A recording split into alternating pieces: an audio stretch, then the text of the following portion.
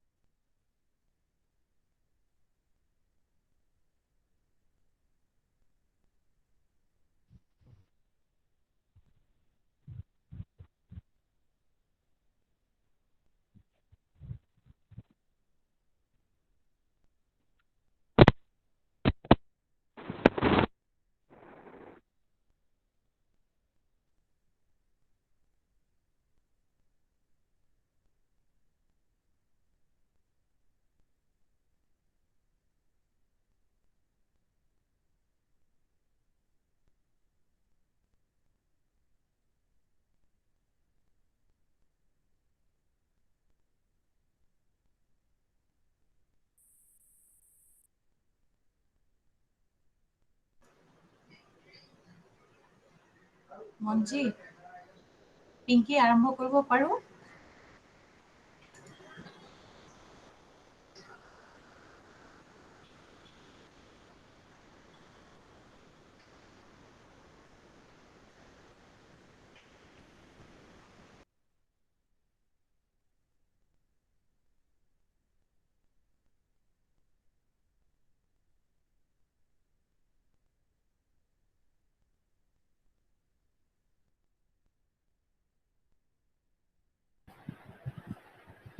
Ma'am,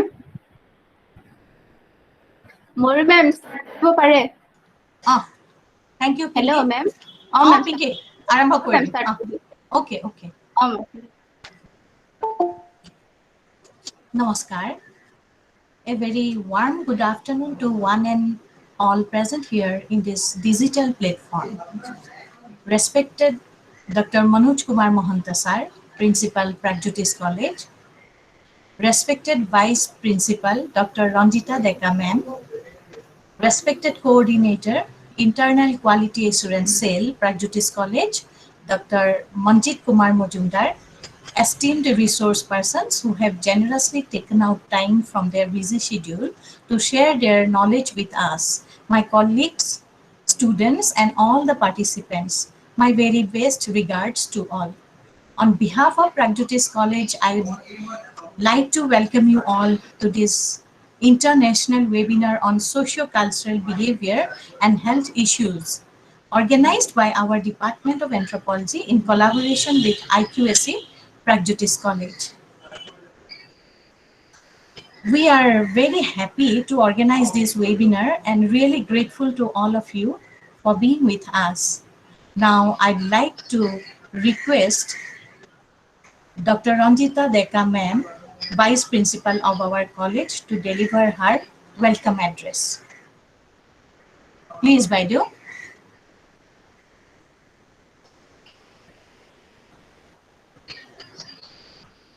Baidu, your voice is not audible.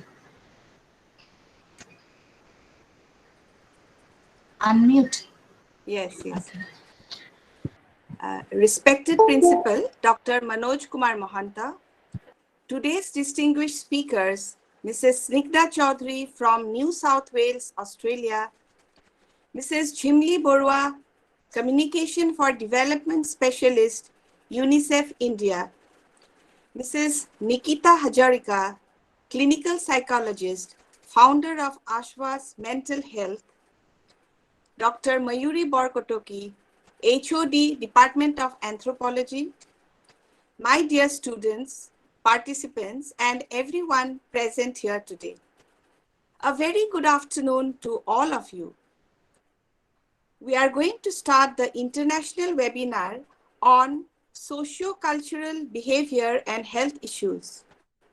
A variety of topics will be covered today, namely Assamese diaspora in Australia, social and behavioral impact of COVID-19 and anthropological perspective, mental health awareness among young adults. These are the topics which will be deliberated here today by our resource persons.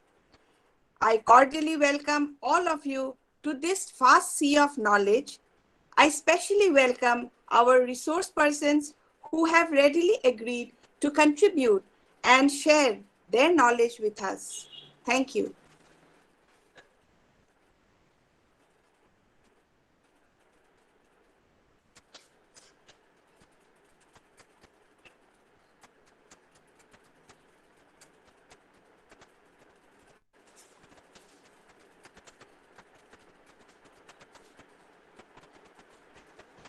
Thank you, ma'am, for your nice words and warm welcome.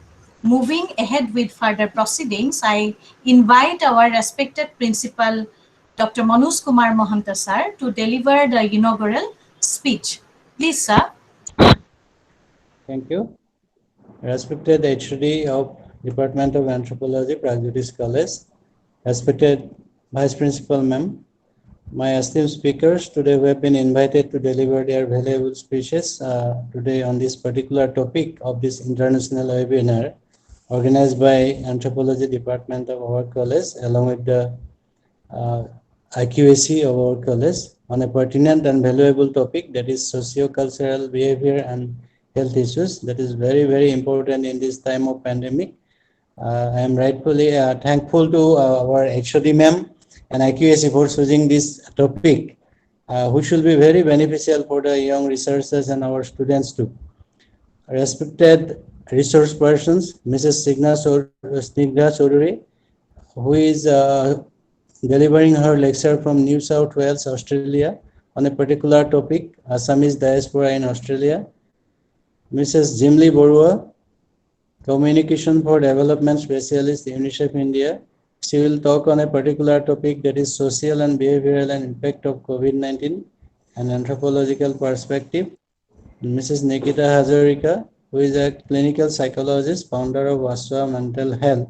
She will talk on a very particular topic, that is mental health awareness among young adults, which will deal basically with our young students. Respected speakers and dear participants, all of us know that fear, worry, and stress are normal responses to be perceived or real threats, and at time when we are faced with uncertainty or the unknown. So it is obviously normal that people are experiencing fear in the context of COVID-19 pandemic. Added to the fear of contracting the virus in a pandemic such as COVID-19 are the significant changes to our daily lives as our movements are restricted in support of efforts to contain and slow down the spread of this virus.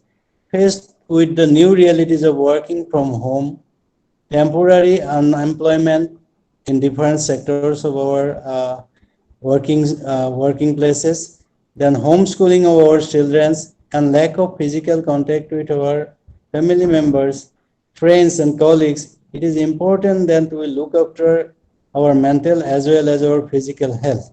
It is very much pertinent at this hour of pandemic that our Department of Anthropology has chosen this kind of resource person to talk on these particular issues and topics, which will boost the moral courages of our students, our researchers, our young participants who have been taking participation in this international webinar from different parts of the country and abroad too. I think there are some participants from abroad also. All of us know that about 200 countries all over the globe is being affected badly by this pandemic COVID-19 since last February and December end of 2019, which is officially being declared by World Health Organization in January 31st as a global pandemic situation. So I think this kind of discussion will give some new openings and new thinkings, which will encourage our young students to keep up their mental health very strong and to start the new beginnings in the days to come. With these few words, I would like to declare this session to be open and to declare the webinar to be inaugurated. Thank you very much for giving me this opportunity. Over to HOD. Thank you, sir, for your encouraging inaugural speech. Now we shall proceed to our main session.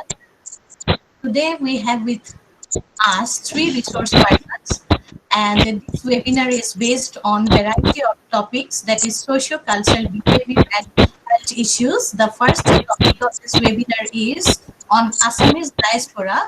Already Principal Sir and Ma'am told that, which is being delivered by Snigdha Chaudhary ma'am. Despite being separated from her ancestral land by thousands of miles, her impeccable impact for Assamese culture is truly inspiring for our younger generation. The next topic is on social and behavioral impact of COVID-19 on anthropological perspective. The COVID-19 pandemic situation has influenced us a lot. There is also anthropological vein in it. Mrs. Jimli Borua's lecture will help us to understand this side of COVID-19 pandemic. Lastly, diverse into a much more sensitive yet ever needed topic of mental health awareness during these trying times, and Ms. Nikita Hazurika will be the expert on hand. Now I request Dr. Chandrani Sarma, faculty member of Anthropology Department, Pragjyotish College, to introduce our first speaker, Mrs. Snigdha Chaudhary, ma'am. Over to you, Chandrani. Thank you, ma'am. Good afternoon, everyone. Am I audible? Yes, yes.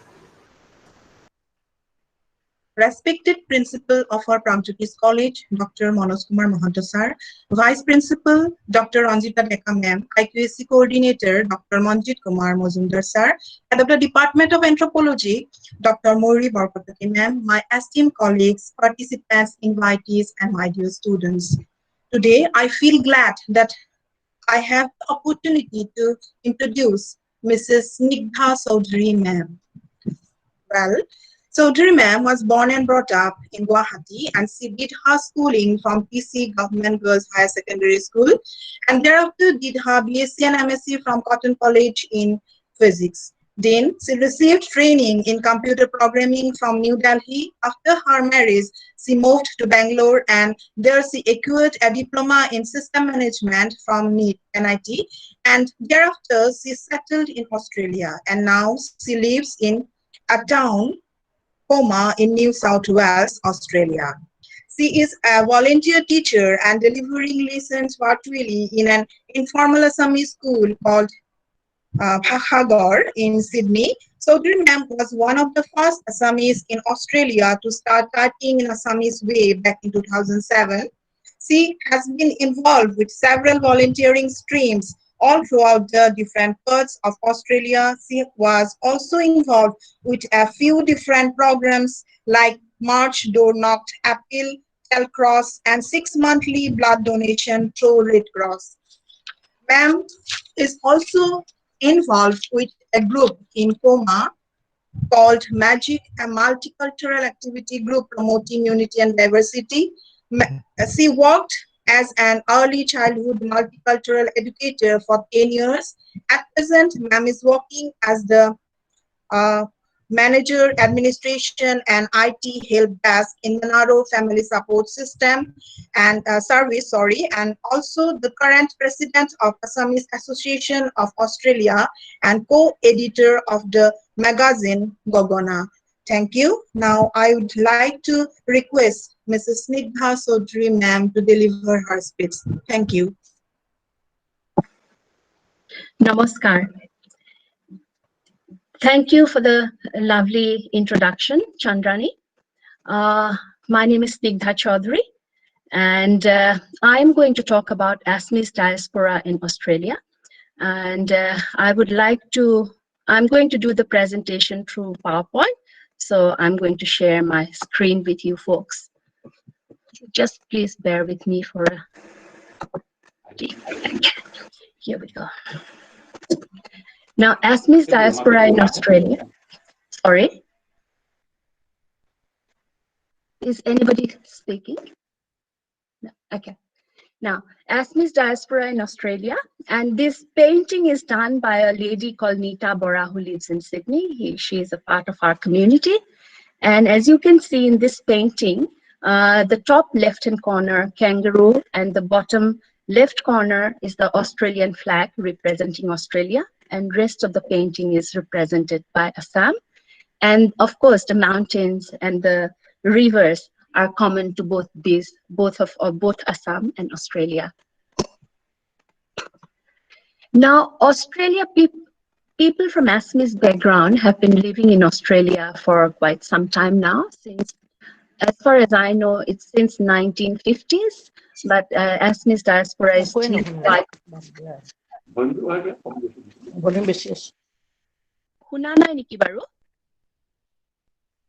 Hello. Ma'am, I request all the participants, please mute your mic. Participants, ma'am, you are audible. Okay. Chaudhary ma'am, you are audible. Thank you. I'll continue then. Now, Assamese diaspora in Australia is really very young. We only from 1990s only it has become kind of favorite destination from Assamese people, and more Assamese people are coming in now. And it is very small community as well. And most probably there won't be more than 1,000 Assamese people living in Australia in different parts. Now, in the diaspora, there are people working in all walks of life in Australia. We have got scientists, administrators, business entrepreneurs, professors, engineers, doctors, social workers, media analysts, and the list goes on. Here, I would like to mention about a few groundbreaking work that Assamese people have been doing in here. And one of such groundbreaking work is done by an Assamese in Australia in creating a biodegradable material out of Assamese airy silk. Yes, you've heard right. It is Assamese from airy silk. He was a part of a group who created a biodegradable material which is used for eardrum treatment. Then there is an award for a woman for outstanding women in engineering for her contribution in power engineering by IQAC. Ma'am, sorry for interruption. That's okay. You are sharing PPT, ma'am. Yes. Your PPT is not visible. It's not? Yeah, ma'am. Okay. Okay, I'll go back then. Just one moment, please. Oh, okay, ma'am. No problem. So, share. I don't know why it's not being visible. Just let me have a look, please.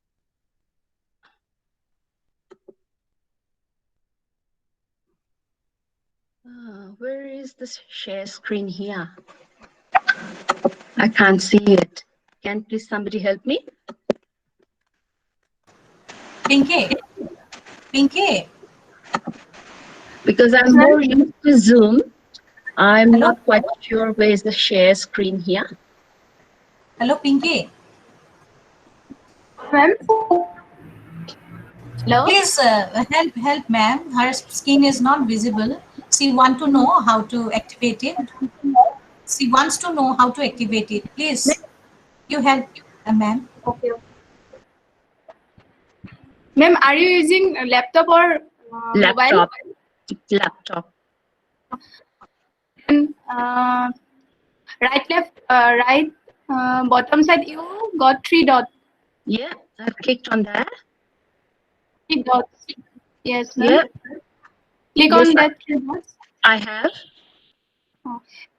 Yeah, present now.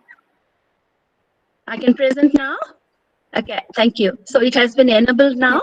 Thank you. You can present now. Present now. Okay, thank you. Then your entire screen. Right. Then your PPT. Can you see? Can you see it now? No, ma'am. Not visible now.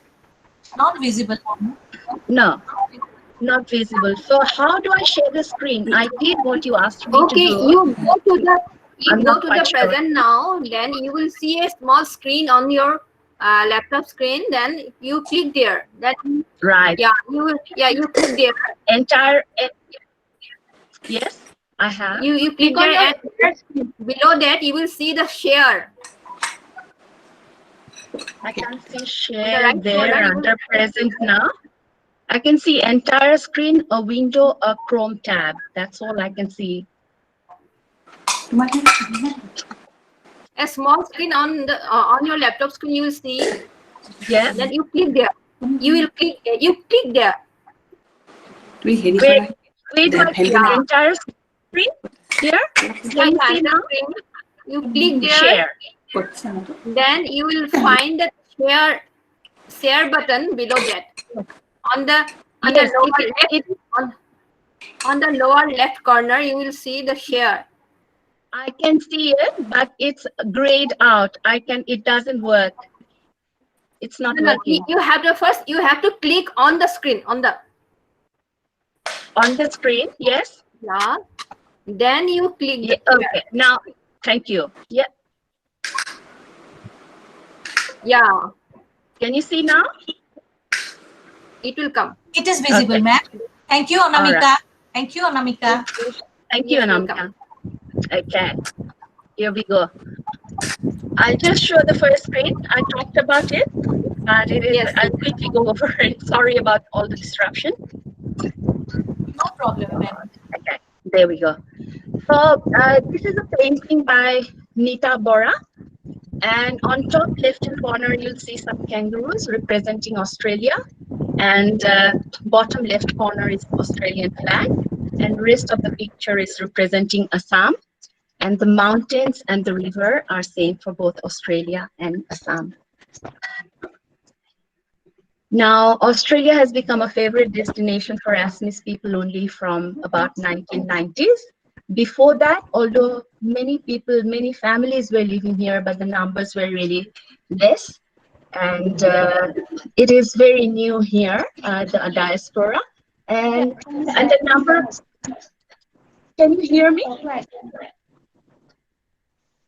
We can hear you. We can hear you. Yes, yes, ma'am. Yeah. Okay, thank Not you. going to increase your knowledge. You have enough knowledge as it is. We are here. As I was saying before, I'm just repeating it now. We have got, Assamese people working all walks of life in Australia. We've got scientists, administrators, business, entrepreneurs, professors, school teachers, IT professionals, doctors, engineers, social workers, media analysts, and the list goes on. And here I would like to mention about a few groundbreaking work that Assamese have done. And one such groundbreaking work is by an Assamese who has helped make a biodegradable material out of Assamese airy silk, which is to be used for eardrum treatment. Then there was a young lady who recently received an Outstanding Women in Engineering volunteer for her contribution in power engineering by IEEE, which is an international organization. Now, an engineer and manager received accolades for his operations management of the most complex hydroelectric scheme with a reputation of international excellence in engineering. Then there is another case of establishing a smart village lab in an Australian university in collaboration with Government of Assam, actively working to promote smart village in Assam. Then there are several cases of volunteering into startups and businesses with their own initiatives. Sorry.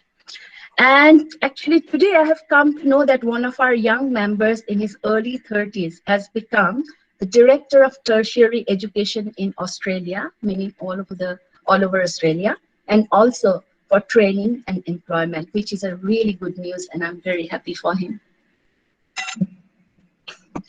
Now, Assamese diaspora is not only involved with all professional lines, there are some very good cricketers. And in 2012, there was a Colliers cricket tournament conducted by FINACT, and FINACT is Federation of Indian Associations in Australian Capital Territory. And a team, and this competition was an inter-Indian state competition cricket tournament. And 2012, our team representing Assam, called Assam Rhinos, they won the trophy, which was a big, we all were very happy about that. And the director of tournament for that particular year was Chris Cranes from New Zealand, as you know, the former captain of New Zealand team. And currently there are many young budding cricketers who are doing really well in their age groups, and we hope that some of them will make it to the Australian team in future. Then Assamese people, as almost probably all over, we love our Bihu, all the Bihus, especially Rongali Bihu, and we have been celebrating that for years in Australia. But only in 1999, a handful of people decided that we would like to celebrate Rongali Bihu in a more formal and more structured way. And here are a few pictures, and the top one is from 1999, and then there is from 2012 2002, 2000. This also is from 2002, 2006, and 2007. I'm going to share a lot of pictures. Hope you enjoy that.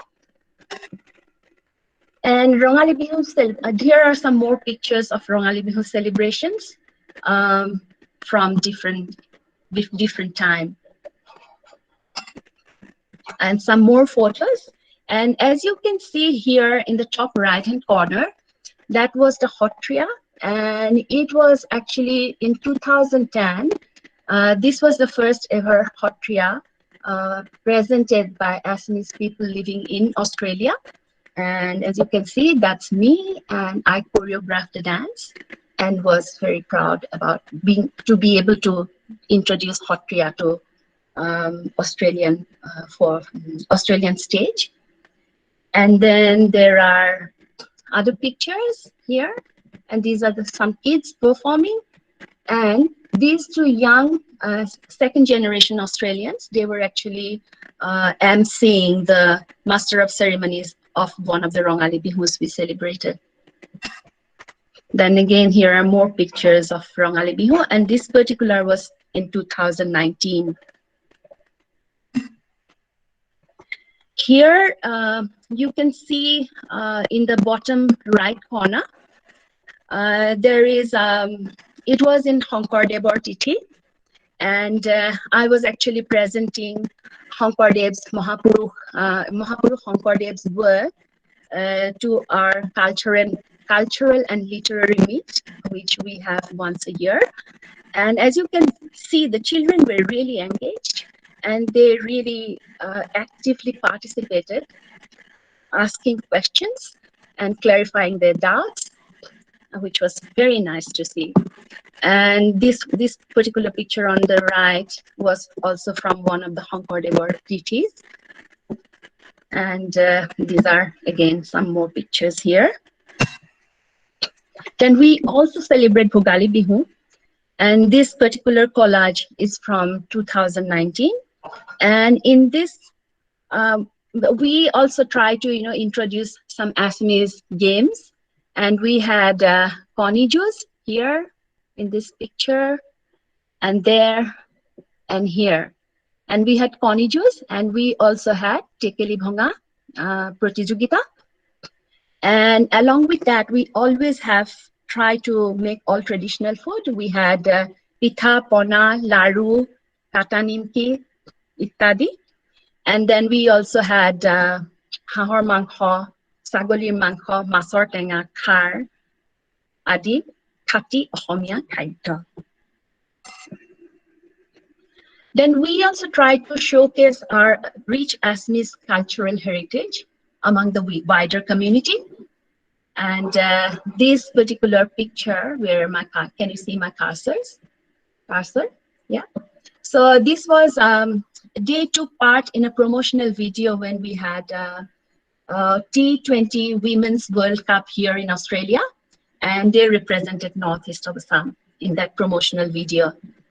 And in this one, our group had performed in India Day Fair in 2019. And I don't have pictures of not more, but we also participate and showcase our culture in many different occasions.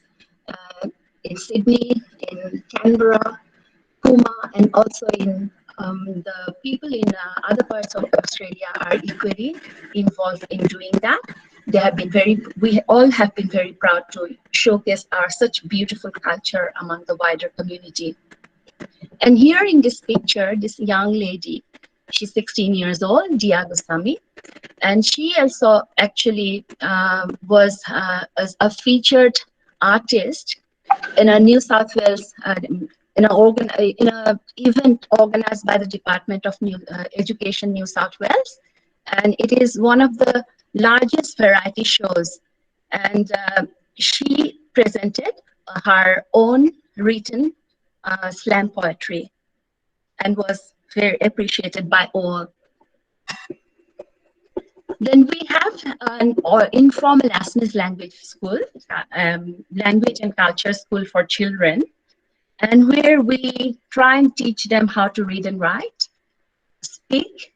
And also, along with the language, we also teach a little bit of our culture by, teaching them how to sing in Assamese songs, Assamese traditional and folk songs, and also dances, different dance forms. And here is Bhakhagor at wider community events, and they often get invitations to perform in various events, also, not only in among Assamese community, but in the wider community as well. Some of the Bhakhagor events, and here you can see they're having a class with the families, and some are for practicing for some event, and like that there are different occasions they celebrated. And Bhakhagor here, I would like to mention that Bhakhagor the language school was situated in Sydney.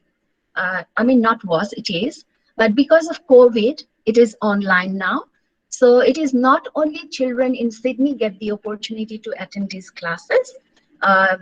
Now there are children from Canberra and Melbourne as well attending these classes. This is one more picture. Now we also produce a magazine called Gogona. It's a flagship of our community. And it is an integral part of Rongali Bihu celebration because we publish this, bring out this Gogona on the Rongali Bihu celebration day. This year, of course, we didn't have a physical Rongali Bihu, but I will come to that a bit later. But Gogona actually, it's like it preserves the snapshots of the community over the years since 2010.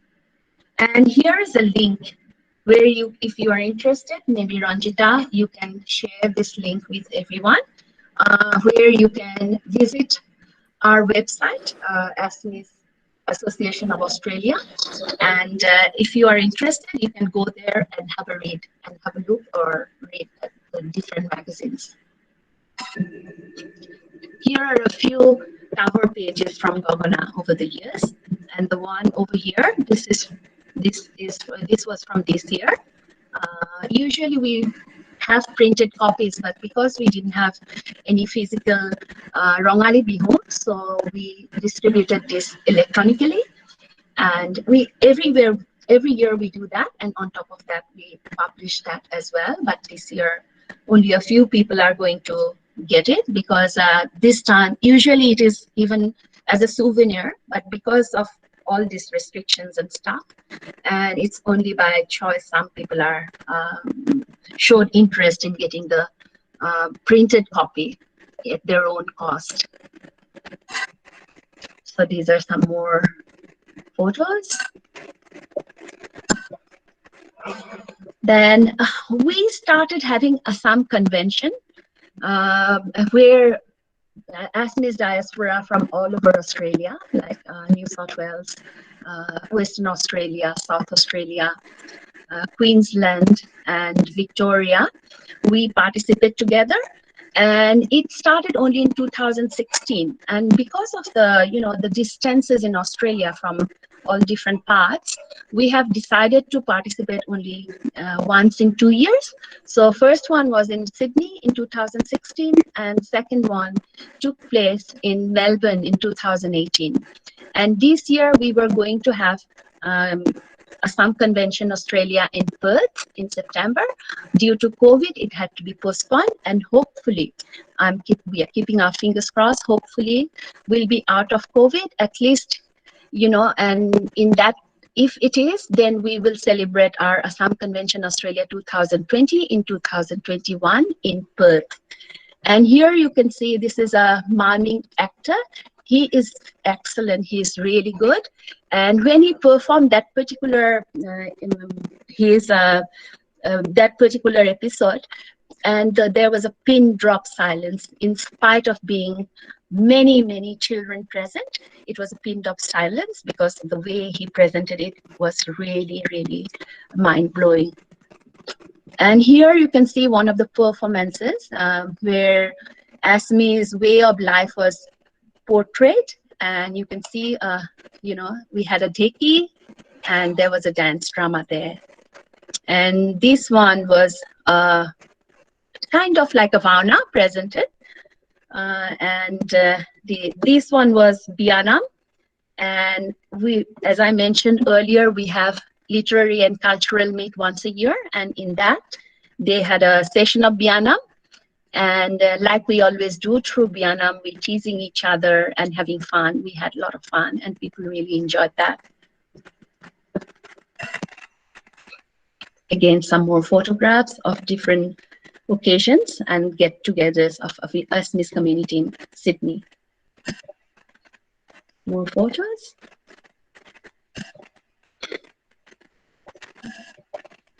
Now I come to the COVID-19 pandemic, and which we all are facing at the moment all over the world.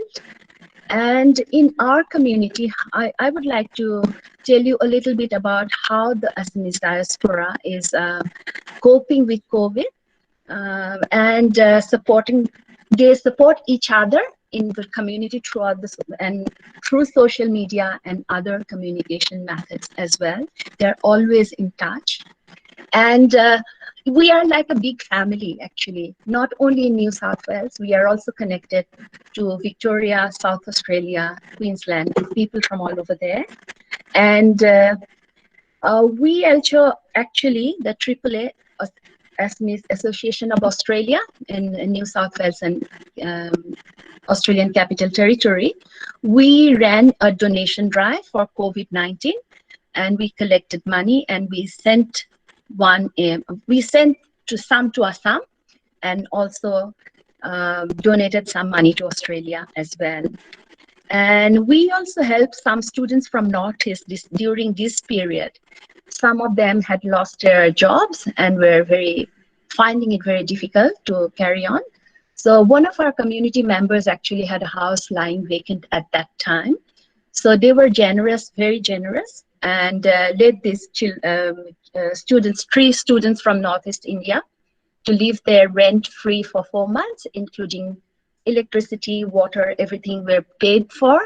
And the community got together and they donated groceries. We have organized for the fridge, microwave, washing machine, everything.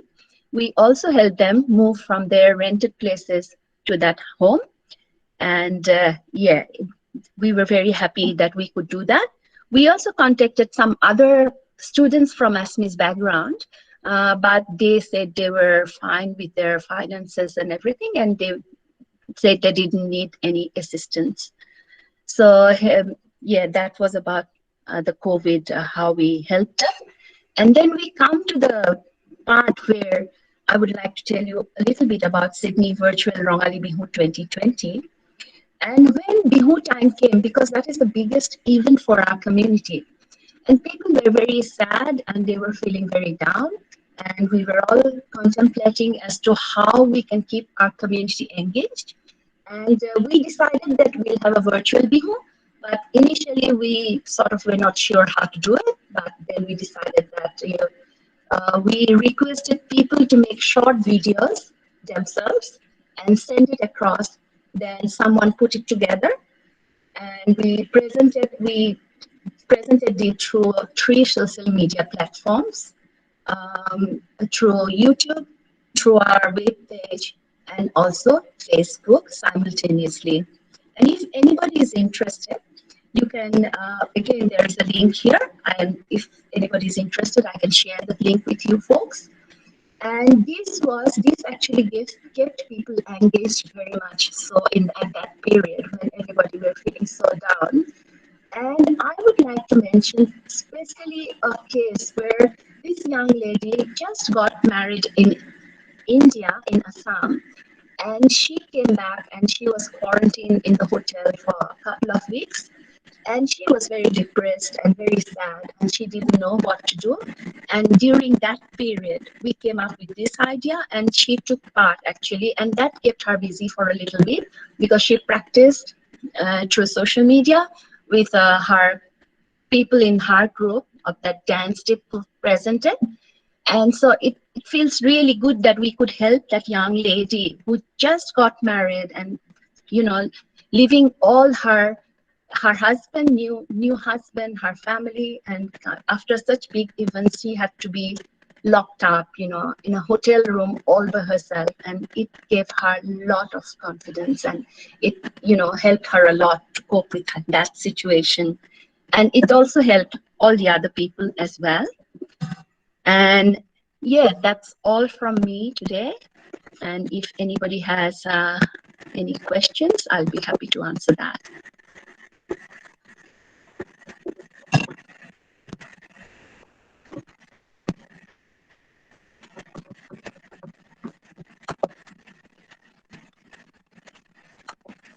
Does anybody have any questions for me? Would anybody like to ask anything?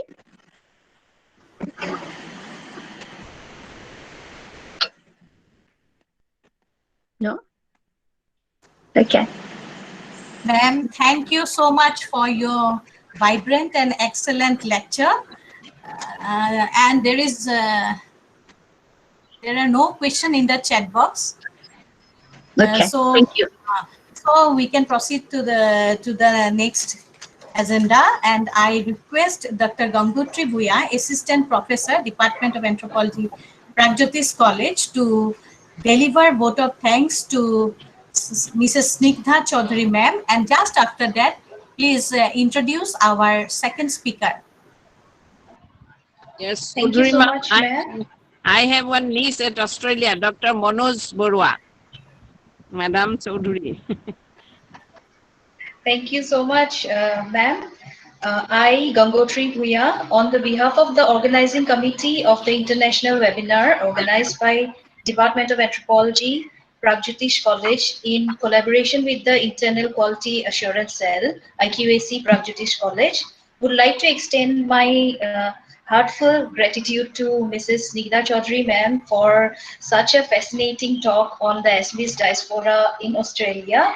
Mrs. Chaudhary ma'am has very well showcased the association and involvement of the Assamese community in the various sectors in Australia.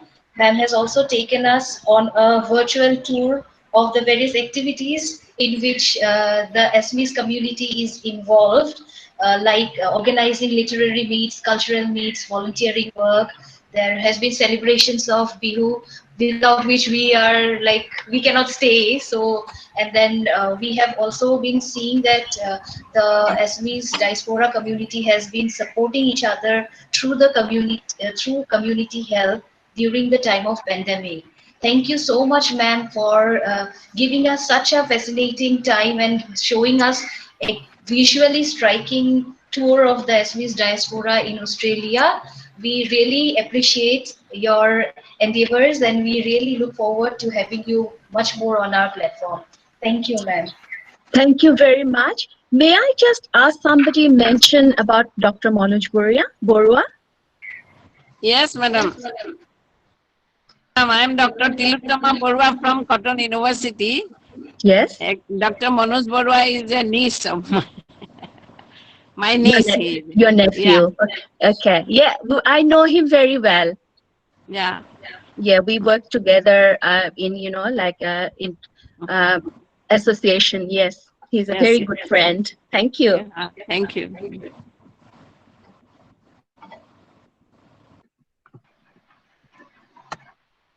Now, moving forward, with due permission from respected Principal Sir Dr. Manoj Kumar Mahanta, Ma'am Vice Principal Dr. Ranjita Deka, Head of the Department of Anthropology Dr. Mayuri Borkakoti Ma'am, Head IQAC Dr. Manjit Kumar Mazumdar, respected speakers and participants, please do join me in welcoming our second speaker who has outstanding experiences and have made several contributions in the sector of health and family welfare in association with several national and international organizations, Mrs. Jimli Borua, Communication for Development Specialist, UNICEF, India. Mrs. Borua received her master's degree in social anthropology from Gauhati University and postgraduate diploma in district health management. She has an experience of over 2 decades in providing high-quality techno-managerial services for health systems, strengthening to the Ministry of Health and Family Welfare, Government of India, state health departments, international organizations, and Indian non-governmental organization. She has extensive knowledge of India's health systems and experience of working with the Ministry of Health and Family Welfare's RCH, RMNCH+A, and National Health Mission programs. She has expertise of SBCC and SBCC-based campaigns, evidence-based communication strategies, plans, and have contributed to SBCC institutional strengthening in several states. Trained in empirical research, Mrs. Barua has conceptualized and conducted substantial research studies and has several research publications to her credit. She works as communication and development specialist with UNICEF in close quarters with the Ministry of Health and Family Welfare's immunization program. Prior to working with UNICEF, she was the program leader for the strategic communication team for immunization technical support unit of John Snow, India. She has worked with several national and international organizations like Child Rights and You, CRS, Oxfam, JSI, NHSRC, in various development programs based on health, microfinance, child rights, and emergencies. She has the experience of supporting state governments and NGOs in many states across the country. Mrs. Barua will be giving us a talk on social and behavioral impact of COVID-19 and anthropological perspective. It is my utmost pleasure to welcome you, ma'am, Mrs. Jimli Barua, to the webinar, and we look forward to a very fruitful deliberation. Thank you.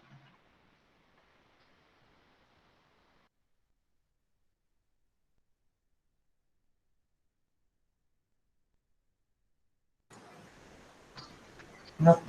Unmute, ma'am. Unmute yourself. Your mic is... You are not audible, Jimli Barua. You are not yet audible. Please unmute. Can you hear me now? Yes, yes. Yeah. So good afternoon, everyone. And thank you, Gangotri, for this fantastic introduction. And it's indeed my pleasure to join this beautiful seminar, which has been organized by the department. And I really want to thank the principal and the vice principal and the anthropology department's head, who have so kindly given me this platform to present. I'm just trying to share my presentation. Just can you give me a moment, please? I'm not very familiar with this. Mayuri, can you share my presentation? Have you given Mayuri? it? Yeah, I have. You forwarded your presentation to me. I have sent my presentation. Can you just make it? Okay. Just a minute. Just a minute. Yeah. So as you upload the presentation, I just wanted to say that I'm really thankful because this is bringing me back to my roots. As mentioned in the introduction, I am a student of anthropology, and I did my master's from Guwahati University, and I'm a resident originally of Guwahati, but I stay in Delhi now. I have worked with the development sector for many years, and so it's wonderful because I have been trying to connect with my anthropological roots, but over the years, because of the kind of work that I have been doing, largely in public health, I've not been able to get into pure anthropology. So when Mayuri and the team, they got in touch with me asking me if I would be interested in speaking to an audience comprising largely of anthropologists, I was very thrilled. So I must express at the very beginning that this is really an interesting opportunity for me. So Mayuri, have you been able to show the presentation? Hello, Mayuri?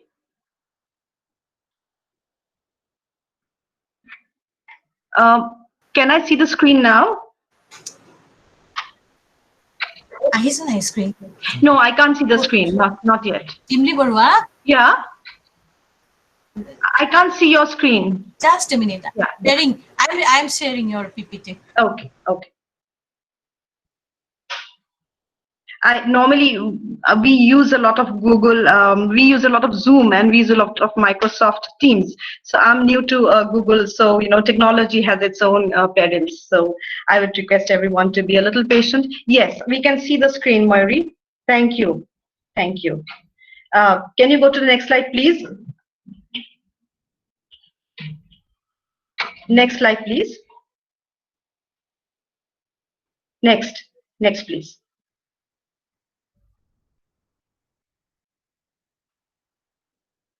Can you just move the presentation? Mayuri, can you go to the next slide? Yes, thank you very much. So I begin my presentation with a beautiful quote from one of our very famous anthropologists, and most of the people here I see are from the world of anthropology. So you know who Ruth Benedict is. She's one of the very famous American anthropologists. So Ruth Benedict says that the purpose of anthropology is to make the world a safer place for human difference. I want to begin with this because the topic that I'm going to present talks about humanity and human differences. Next, please.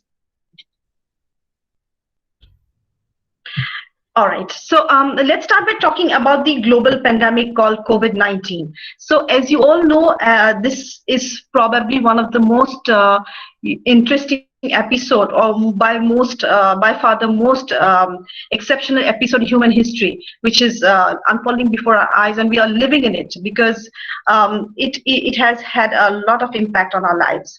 So COVID-19, which began in early on in January, it escalated in March, and then it just moved rapidly with a whole lockdown coming on in the country and affecting the entire globe when the WHO announced it as a pandemic. After that, things started spiraling, and the entire world was affected, including our country. So the way this pandemic has affected us, it hasn't spared anybody. It has affected everybody, right from the rich to the poor, to the capitalist society, to the socialist society, right from the person living in the slum to the famous actors, politicians, and people across the world. And then, of course, it has affected us. It has affected our friends. It has affected our families. So it has had a lot of impact on us. Next, please. Okay, so that was COVID. Now, coming to the fact, we are talking about anthropology, and the people here, we are all anthropologists. So let us see, is there something in anthropology related to COVID? Well, there is, because it is about human beings. And COVID is a virus which has a human-to-human transmission, which means, if you can see the words on my slide where I have highlighted men, because anthropology is all about men. And this virus is also about men because it is primarily a human-to-human transmission. So there's a lot of interest from anthropologists' side, and particularly from the world of anthropology, in this whole virus. And as we know, over the years, historically and at the global level, anthropologists have made a lot of contribution. Especially medical anthropologists have made a lot of contribution in discussing, in giving inputs on pandemics and epidemics. And all of these work of anthropologists contributing to public health emergencies globally have been very well documented through monographs, research papers, and articles, which are all there in the web for all of you to see. We all know very well how anthropologists have helped and supported, the global community in the understanding of the Ebola virus outbreaks and these Zika outbreaks. So anthropology has much to contribute because, as we know, as you all know, there's a wealth of knowledge that we anthropologists have, and there's a wealth of expertise in terms of methods of research, empirical evidence, fieldwork, holistic perspectives, and interdisciplinary expertise that anthropologists have. So these are rich levels of skills, these are rich experiences that anthropologists bring to the pandemics. So along with the pandemics earlier, this time also in COVID, anthropologists have a very, very important role to play. Next, please. Okay, so if you look at what has been happening with the COVID-19 pandemic, certain words which come up very often, as you see in the screen: quarantine practices, lockdowns, border controls, ceilings, changing social behavioral practices. These are all important human practices and behaviors. These are areas in which anthropologists work. These are part of the socio-cultural setting, socio-cultural milieu, and these are very important areas and aspects for all of us who work in these areas. So, as we know, socio-cultural practices, behaviors, these are very important in the Indian society. One example that I have in the screen for all of you is that a little small example, for example, that is touching of feet. You know, when we seek our elders' blessings during religious festivals, cultural festivals, hugging our friends during family occasions, during festivals, simple acts like blessings by our elders when we touch their feet. These all have something to do with the touch, and touch is very important in the Indian society. And we'll come to that later. Why am I talking about touch here? Similarly, certain practices, certain social norms in our society, certain behaviors, certain customs, for example, the pranam, the namaskar as we call it, and the namaskaram. These are very, very important things for us as Indians. Similarly, the adab or salam, that's another popular greeting in the country, you know. And another aspect of Indians is that we are very, very social. We always get together whenever there are big festivals, cultural festivals, religious festivals, you name it. We like to be together, you know. We are very, very emotional people. We are very social people. Next. So what is happening with us, you know, this whole anthropological, when you look at the anthropological perspective and you look at what is happening with us, we see that this whole COVID-19 has changed a lot of the way we behave, changed a lot of the ways in which we think, in which we operate. For example, as I said in the earlier slide, this social urge that we have as human beings, as Indians, to aggregate, to gather together, for celebrations, for weddings, for birthdays, for annaprashannas, for a whole lot of occasions. This is something that we tend to do naturally. Yet, what are we being told now? We have been told that you have to maintain social distance, or you have to maintain a physical distance, which means you stay away from people, stay at home, right? This is what we have been advised. This is very much in contrast to what we tend to do, what we like to do. It is in oddity with the values that we have learned, that we must all be together, we must all stick together. So this leads to a kind of dissonance, or rather this leads to a kind of conflict between what we tend to naturally do or what we have been advised. For us Indians, it is very difficult to not be social, which means it is very difficult to stay at home. It is very difficult to not to go out and meet our friends. It is very difficult to not go and hug somebody when we meet them. So all of the advices, all of the prevention that we are told that we need to do, this is very much in contradiction to what we naturally do. However, it is very, very important, because it is not just important to protect ourselves, but it is also very important to protect our community. Next. So what are some of the emerging realities of social norms and behaviors as a result of COVID-19 that we have all seen, that you all have seen? We have seen that we are increasingly using social media because we are getting isolated. We have been told to maintain social distance or physical distance, stay at home, stay far away from each other. Hence, we are now taking so much to social media to connect with each other. So similarly, namaskar, adab, salam, all these forms of Indian greetings, which were always there in our society, which were not used very often, have now come to be used again. We also see that a lot of the behaviors that we are expected to do, we are advised to do them using references to our social, cultural, and religious texts. For example, Lakshman Rekha is one example, simple example that I'd give. It has its origins in our epic Ramayana, where we were told that there was a Lakshman Rekha drawn around Sita, which was told that if you stay within this Lakshman Rekha, it will keep you safe. It will keep you away from harm. So similarly, for COVID, when we were told that please stay at home during the lockdown, our Prime Minister told us this is like a Lakshman Rekha for you.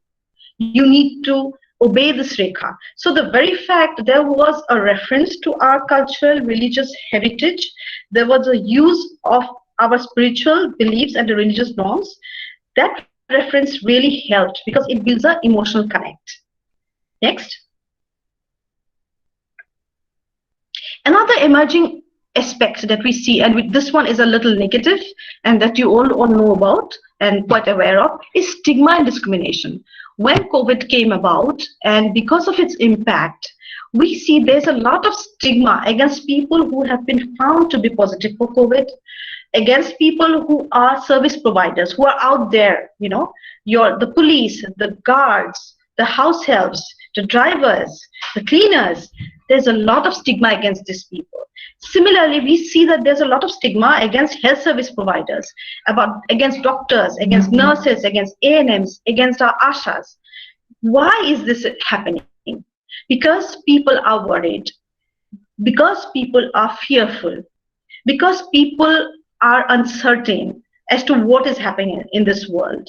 Further, there's a lot of misinformation that is happening because people are out there in the social media. We all use social media. We all know there's a lot of rumors that is going on in the social media where we are being told all kinds of things. So this is leading to a lot of anxiety, of fear and worry about people. And all of this is getting to the people who are helping us. And so you see there are lots of incidences that we read in the newspapers, we read on social media about violence against health workers, against doctors being attacked, you know, against police being attacked. So these are things that are emerging. And this is really, really very sad. Next, please. There's another thing that is emerging, and I think we being from the Northeast, we will understand it much more than anybody else. And I particularly, because I live in Delhi, I keep on hearing a lot about it. And there have been times also when we have also faced this. You know, there has been a lot of perception about people, you know, that has come out very strongly as a result of this epidemic or the pandemic. For example, there's been a lot of, you know, negativity about Chinese people because everybody knew that the virus originated in China. So there is a whole stigmatization against Chinese people. Similarly, there was a lot of stigmatization against people from the Northeast because probably we look like the Chinese. So a lot of our, you know, brothers and sisters staying in Delhi and in other states, they express themselves often in the social media, in the media, saying that, you know, a lot of people have, you know, discriminated them, told them that, okay, you are maybe you are bringing the virus. So there was this kind of whole negativity towards them, which was very, very distressing, particularly. So, you know, this is whole perception, whole biases against communities that we have. COVID-19 is bringing this up and reinforcing it again and again. Next. The other effect that we have, and I think our next speaker is going to speak about it, she'll speak at length on mental health, so I will not go into details, but we know because of this unprecedented situation, because of this unexpected situation where people are being asked to stay at home. I myself has been staying at home for over 6 months now. I've been working from home, and let me tell you, it's tough. It's not easy because you are constantly working with the laptop on the screen. You're not meeting people. You're not going to office. You're not having a routine life. So somewhere it affects all of us, you know. And this whole uncertainty, whole COVID situation has brought in a lot of anxiety, worry, fear, especially among young people. And as you know, there's been a lot of incidences of depression, people sinking into depression, suicides because of what is happening. So that is another worrying situation. Next, please. And it is time that we started caring for our mental health, because earlier people did not talk about it as much, but now because of COVID and because of what is happening around us, people are starting to talk about it, which is a good thing. Whether it's in the media, whether it's from the film industry, people are talking about mental health and how important it is to care about mental health. I will not go into the details of mental health because my next speaker will talk about it, but there's a lot that you can do to take care of your mental health, right? Starting from exercises, giving time to yourself through hobbies, spending some time with your family, talking about your issues, writing them down, expressing yourself, taking up a new hobby. So there are many things that one can do on mental health, and I'm sure we talk about that in the next session, so I'm not going to the details there. Next, please. Now let us look at some of the strategies, key prevention strategies for COVID. Primarily, there are 3 strategies besides social distancing, of course. One is hand hygiene, which means you need to wash your hands very often with soap and water, and you need to sanitize your hands, and because the surfaces might contain the virus. So that is one important aspect. The other one is respiratory hygiene, which means you need to cover your mouth, whether with a handkerchief or with a tissue, and of course you need to wear the mask whenever you go out, whenever you are with people. So these are 3 very important prevention strategies that needs to be followed by everyone, as we are told by the scientific community, as we are being regularly impressed upon by the government and all our well-wishers. Next. So because these 3 things that I talked about, whether it's hand hygiene, whether it's respiratory hygiene, whether it's use of mask, all of these are behaviors. These are behaviors that need to be changed, okay? And of course, all of us knew that these behaviors are important. I mean, it's not that we know today that we need to wash hands. We always knew we had to wash hands. But the difference was that pre-COVID, we knew it was important to wash hands, yet we did not follow it so, regularly. We did not follow it so intensively, because somewhere in our minds we felt that, okay, fine, I mean, my hands are clean, I just washed it. But now, because of the COVID, we know that we need to wash our hands for 20 seconds because there is a virus and we are touching surfaces, we are touching various things.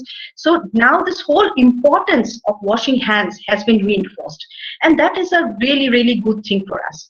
So when it comes to behaviors, we can change behaviors, but there are certain things. Behaviors are not easily changed, and there's a lot that needs to be done. And if you see on the screen on the right, there are several layers, you can see several circles.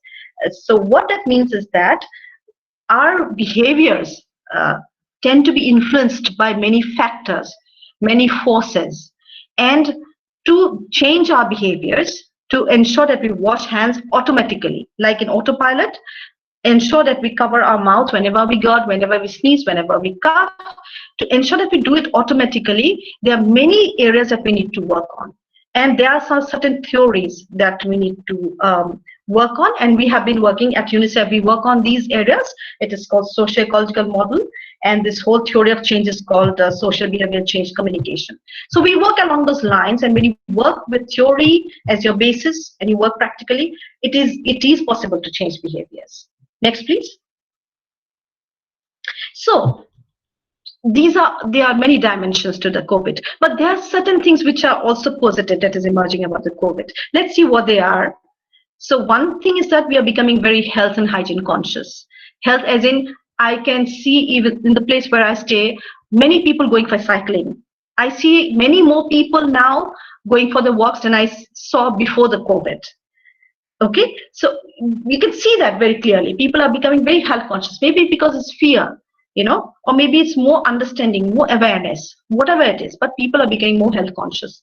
Again, people are focusing more on hygiene, whether it's hand washing very frequently, very often, they're washing hands themselves, washing hands for the children, everybody. So because we are now relating to it more often, we are understanding the importance, we are understanding the significance of all of this act, that it is not just important to wash your hands, but it is important to wash your hands because it helps me stay away from a disease, which is very, very harmful to me and my family. So hence we are doing this. Similarly, mask use, wherever I go out, every time I see, whether I go out for a walk or stand in my balcony, I see everybody with a mask on, And there are this beautiful masks these days. We know that there are all kinds of designer masks that are coming. You can match it to your clothes and you can wear these masks. So everybody's wearing masks. And then, as you see in the slides on the right, you can see some very famous people doing namaskar. You can see there the President of America, Donald Trump, he's doing a namaskar. You can see Prince Charles there, he's also going into a namaskar. So suddenly everybody is doing namaskar, namaste. So it's now the new hello. Namaste is the new hello. So, you know, our ancient traditions are becoming like the global norm now. Isn't that a good thing? That's a very good thing. Next, please. So it is a challenging time. It is a difficult time. It is an uncertain time because people are connected globally through means of mobility. So everybody can go everywhere, which means the virus can also travel very quickly because it's you or I or anybody else who might be carrying the virus within. So we can all mix together. Plus, we are all sticking together, you know. We tend to stay very close, you know. People tend to stay close, more interconnected, whether it's in slums, whether it is in houses. In one house, there are many people who are staying together. So, you know, it's very difficult to stay far away. It is not easy to maintain social distancing, you know, and this whole pandemic has also put in a lot of pressure on our health system because we need to test, you know, every time we sneeze, every time we have a little bit of fever, we are worried that, oh my God, maybe I've got COVID. So, you know, you have more and more people testing. Also, it's the government who has been also making a lot of effort to test as many people as possible. So with that, there's a lot of pressure on the health system, you know. And also, again, we see due to COVID, we see a lot of deeply religious, deeply strong political beliefs, racist, nationalist favors coming out, which is creating all kinds of situations, good, bad, ugly. Next. So what is it that we learned? We have learned many things. It's been 6 months. Now it's going to be 7 months. Probably this whole year is going to go in COVID, in probably staying at home and working online, working digitally probably. But there are many things that we have learned from this COVID experience. One thing is that, you know, human beings and their ways of thinking and their, you know, worries tend to be the same, whether you are whether you are rich, whether you're poor, whether you're from a developed country, you're from an underdeveloped country, you know, fear, distrust, hope, emotional comfort, discomfort, these are uniform across communities, you know. We have also learned that people can change behaviors. It is not difficult, but people can change behaviors, but it takes time. Also, if behavior change is mandated by institutions, which means by the government, as a rule, as a policy. For example, if you don't wear a mask here in Delhi, you will be fined a certain amount of money. So people, out of fear, probably they'll wear a mask. So there are all kinds of things which are mandated by institutions as a rule, as a policy. And that's how you can make people change their behaviors.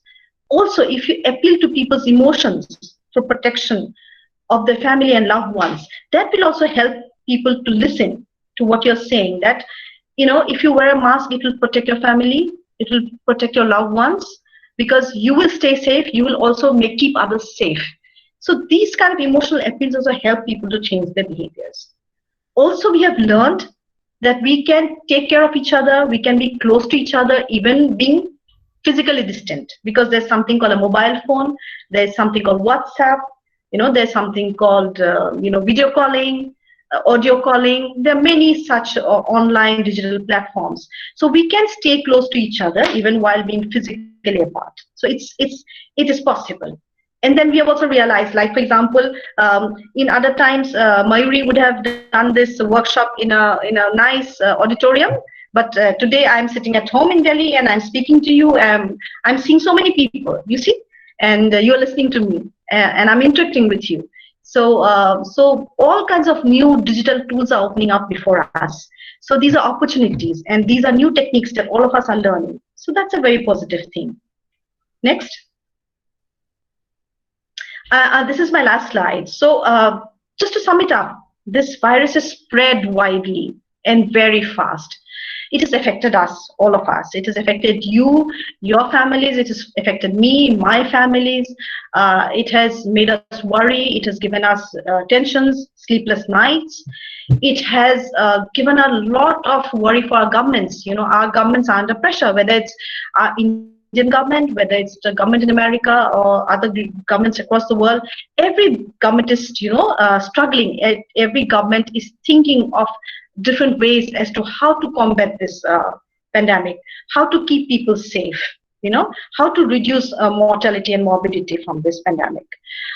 We have also seen that social distancing and hygiene are important. These are things we can do. These are doable, easily doable. We just need to be self-aware. Okay, but what is also important is to be together. You know, we are society, and we are anthropologists, and we understand, as anthropologists, we understand the importance of people. We understand the importance of communities. We understand the importance of groups. You know, I mean, who will understand better than anthropologists? So it is important to behave as a strong collective, and it is also important to be kind.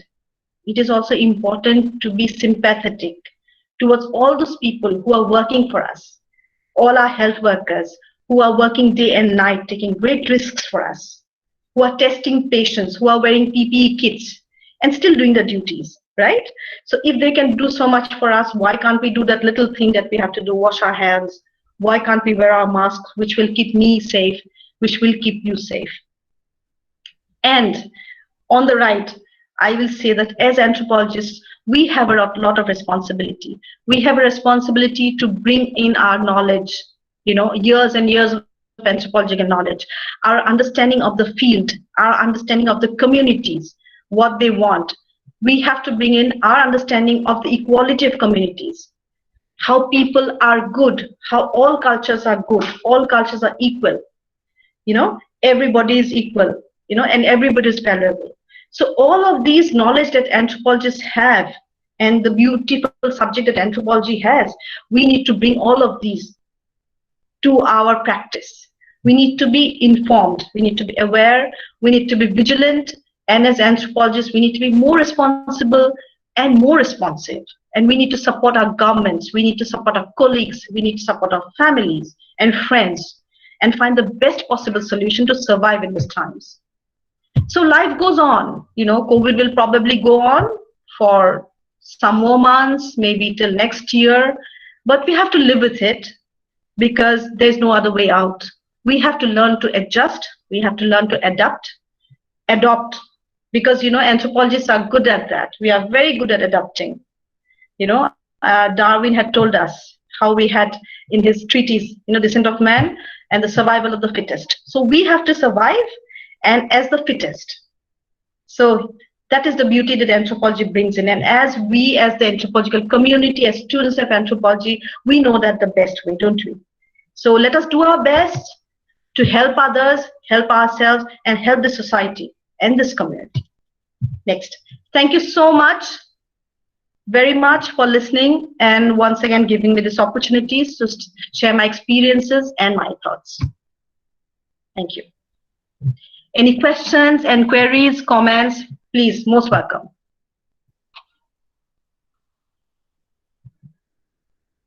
Mary, are there any comments in the, anybody wants to ask any questions?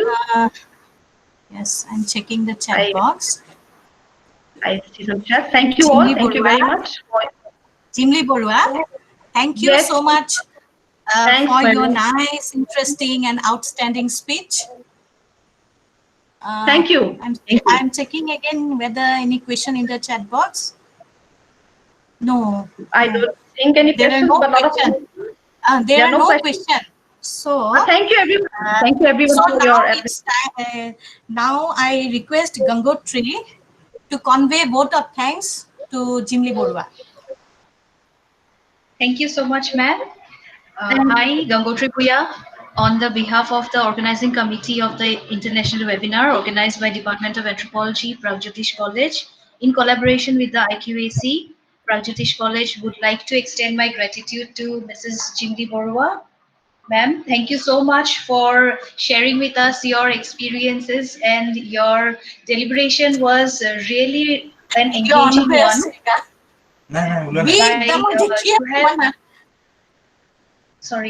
By elaborating, you have taken us back to our days where we tried to associate anthropology with the society and then how we can help up. So you have at least touched upon, and then you have given us an elaboration on the global pandemic struggles, relation of COVID with anthropology, and how the face of anthropology or the strategies that we apply in anthropology can be used to at least go through or change our way of thinking, our way of coping with the pandemic.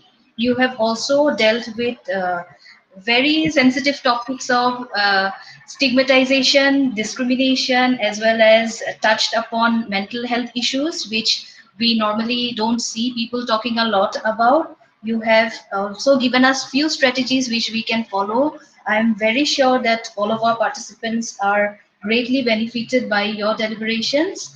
And finally, I would like to thank you, ma'am, for giving us at least a view of where we can associate anthropology with social and behavioral impact, and then help us as well as the community to go ahead. Thank you so much, ma'am. Thank you, Gangotri, and I'll be happy to share my presentation if you want. I can share it with Mayuri, and then she can share it with all the participants. Thanks very much. Okay, thank you once again, Jimli Barua. Thank you once again. Dr. Mayuri, one question is coming for Jimli Barua. Please, you go through the chat box. Okay. Just now the question is coming, perhaps. Yeah, tell me, what is the question? Okay.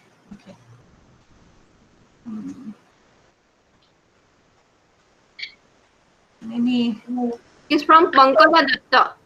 Yes. Can you just read out the question, please? Yes. Ma'am, how to make people understand the importance of wearing masks? Because in Assam, we see that most of the people are not following the norms. Don't you think that it will take very long time to make those people accustomed with this new normal situation? Yeah, thank you, Anamika. Thank you so much. It's so good to see you here, Anamika. Yes, is my classmate, so it's so wonderful to see you. Thank you. Wonderful. Yeah. Thanks, Anamika. Yes, it is not easy. Like I said, these are behaviors which we are not used to, because and also because of the weather, the current weather. If you see, it's actually very challenging because it's very hot. And let me tell you myself, the other day I was wearing a mask, and because of the mask, I started sweating so much that I actually, I really felt very uncomfortable. But when you compare it, the discomfort or the the wish not to wear it, when you weigh it vis-a-vis the levels of danger that it poses, or the threats it can have for our family, for my own health, for our own health, or for the larger community, because one person can infect so many, because of the way the virus is. So the risks of harm or risks of danger is far more than the discomfort that one may feel, or the perception that one may have. It's okay. I mean, it's all right. I mean, how will you protect me? The small piece of clothes. People tend to think like that. But as I say, that you have to understand. One has to be aware, and one has to think and reflect, and then adopt this behavior. I mean, it is not easy. Like I said, it's not just the government tells you or somebody tells you and you start wearing a mask. It is not easy, Anamika. But we have to do it. And we see that gradually people are doing it.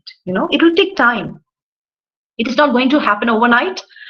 But from March to now in August, September, we see a lot of people are adopting this behavior, whether it's hand washing, whether it's wearing masks. Gradually people are understanding, and gradually people will take on to this behavior. They'll adapt to this behavior. I'm very optimistic about it. Thank you. Thank you, Jimli. Hello. Thank you, Jimli Barua. Hello, Mayuri. Yes. Hello. Yes. Yeah, Chitralekha Barua, you want to ask something? Chitralekha Barua? Yes, you may ask. Yes, I'm Jimli asking. Barua. I had put my question in the chat box, Yes, yes. but it has not been responded, so I am asking here. Yeah, please go ahead. Okay, Jimly, as a communication and behavior expert and also a student of anthropology, can you please answer the question? I wanted to ask you whether the new normal, we have already adopted the new normal, we have already been accustomed with the new normal, the new kind of behavior which you also have already mentioned. Can you tell us whether it is going to be a part of our culture, whether it is going to be continued as such and eventually be a part of our culture in the long run? What do you say? What do you feel? Yeah, thanks, Chitralakha. Again, very nice to see you. You know, all of these are my batchmates, and everybody is doing so well. Thank you for the wonderful question. It is something that even I think, Chitralakha, like you think, even I think about it, because the way the world is changing and rapidly changing, even I think that certain things, we never think that these things are something that we do. For example, many years ago, I never thought that I would speak on a computer. I would speak in front of a computer screen, in front of many people. I think there are 144 people today. So I could not imagine. I could not even think. My imagination did not even go there. When I was way back in Guwahati. So for us, there was a webinar or a workshop or a meeting when we see people right in front of us, right? So we never thought about it. I couldn't even think about it. But I'm doing it today. You are doing it today. Everybody is doing it today. So, when the push comes to shove, if it is trusted upon us because of an emerging situation, because of a situation which everybody globally is adapting to, we would adapt to it too. And gradually, it will become a part of the accepted norm for us, for our society. So that's what I believe, But again, it's gradual. Like I said, it's not overnight. It's not tomorrow. But it will gradually become a part of our society. And someday it will probably become a social norm as well. I hope it answers your question. Yeah. Thank you, Jimly. One more, Jimly. Thank you. One more question is in the chat box, and the question is asked by Sanjeev Malik. He wants to know, and his question is, ma'am, mask is not good for health. Mask is not good for health. It decreases oxygen level when we inhale. So what is your opinion? Sanjeev, there's no scientific evidence to show that there are reduced oxygen levels by wearing masks. So if you go by that logic, I think everybody who's wearing a mask should suffocate, but nobody's suffocating so far because of mask use. Okay. The other thing is because corona, it is transmitted through fomites, which means when you speak, there are particles from your mouth, okay, which often are these are very tiny particles which can get transmitted. Okay, so how do you ensure that those don't get transmitted to people if you don't wear a mask? So it's like I'm talking now. Even when I'm talking, there would be several fomites from my mouth, which might go and attach itself to the person in front of me. So how do you stop those fomites from getting into the air? Because that is the mode of transmission of this virus. Okay, so it is a very simple procedure, and there's no scientific evidence to show that it reduces the level of oxygen. Okay, so globally everybody is wearing a mask. People are wearing masks for long hours. Our surgeons who operate, they wear masks for hours on end.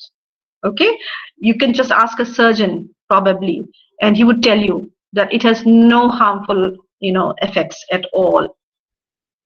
Thank you. Thank you. Thank you so much, Jimly Borua, for your outstanding presentation.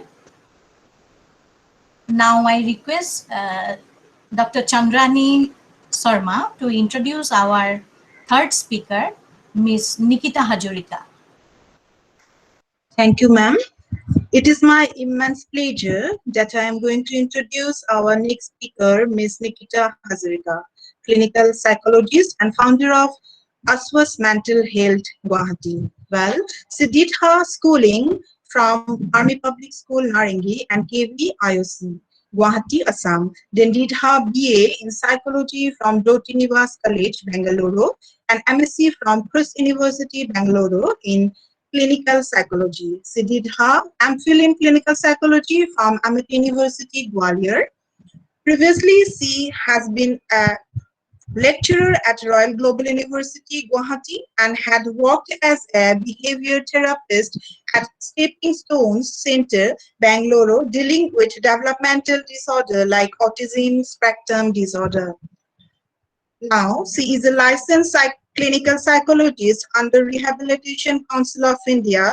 She diagnoses a person with any psychological concern, including mental illness, conduct psychometric assessment, and provide psychological treatment through various psychotherapies and counseling. Her work is closely associated with humanistic school of psychology and therapy, like expressive arts-based therapy, which is an integration of dance, movement, fine arts, and psychodrama, etc. And I am grateful to Dr. Mori ma'am for giving me such an wonderful opportunity. And now I would request Ms. Nikita Hazurika to deliver her speech. Thank you.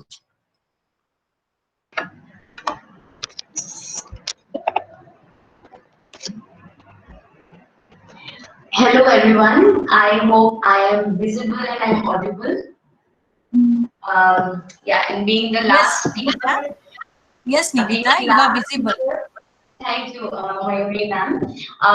Being the last speaker, I think, by now people are tired and, must have been, wanting to go away. But then I thought today we would have like a general conversation about mental health awareness in general. I know that we are in a pandemic situation with COVID-19 and everything going on around us.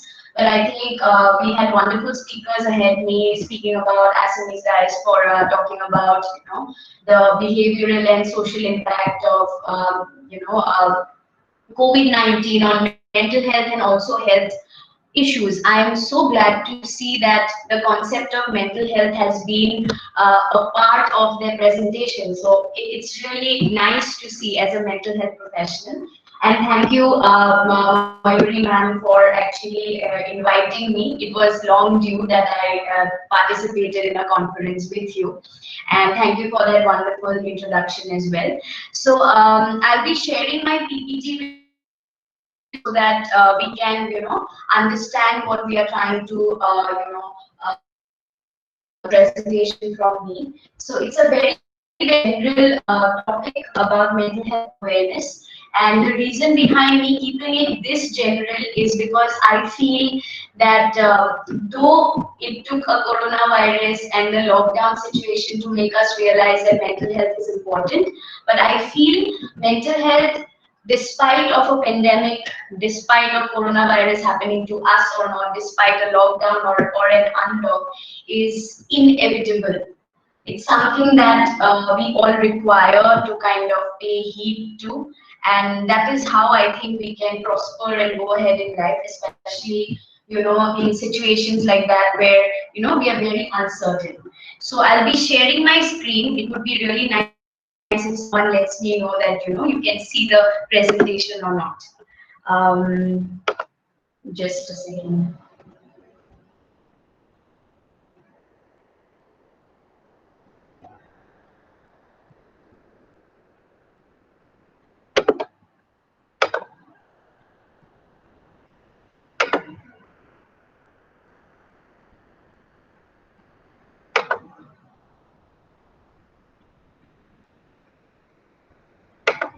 Okay, can someone help me actually? Where do I go to kind of do my... Pinky Pathak. Okay. Pinky Pathak. Just... Okay. Anamika? Just, I think I'm able to do it. Thank you so much. Okay, I'll okay, just okay, see. okay. You go to present now, firstly. Can you see now? Present now. Is it visible? Yeah. Is it visible? Yeah, on the Okay. bottom. You It go is to not. present. No. Is it visible? No. PPT is not visible. Not visible. Present. Not yet visible. You are to go to the present now. You click there. Yeah. It will come. Yes. No. Yes. Again. I think it is coming. It's appearing. Yeah. Yes, coming. Slowly.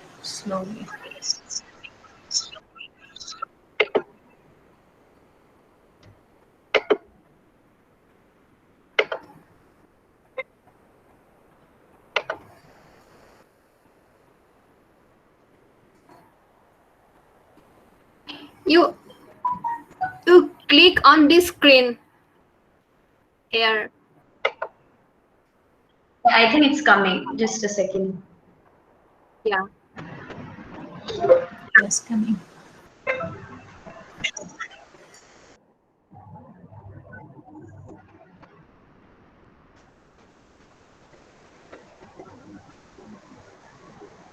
I don't know why it's taking so much time, but then yeah, let's wait.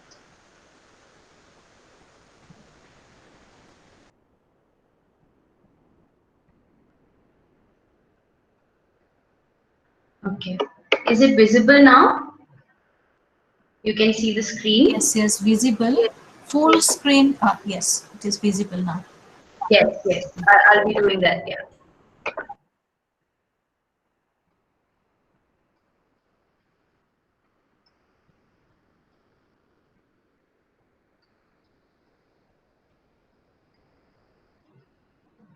Okay.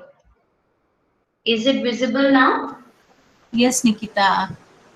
It is visible. Okay. I'm also visible? Yes. Both Okay, you fine. and your Fine. PPT, both visible. Okay, fine. So I'll actually introduce this particular concept today. We call it therapy or chuppi. So this is an initiative taken by my organization. So therapy, we all know, we've been talking about therapy in recent times. I'm going to a therapist, usse therapy lena chahiye. So therapy is something which is a psychological treatment or any kind of, intervention that we do as psychologists for people with any mental health concerns.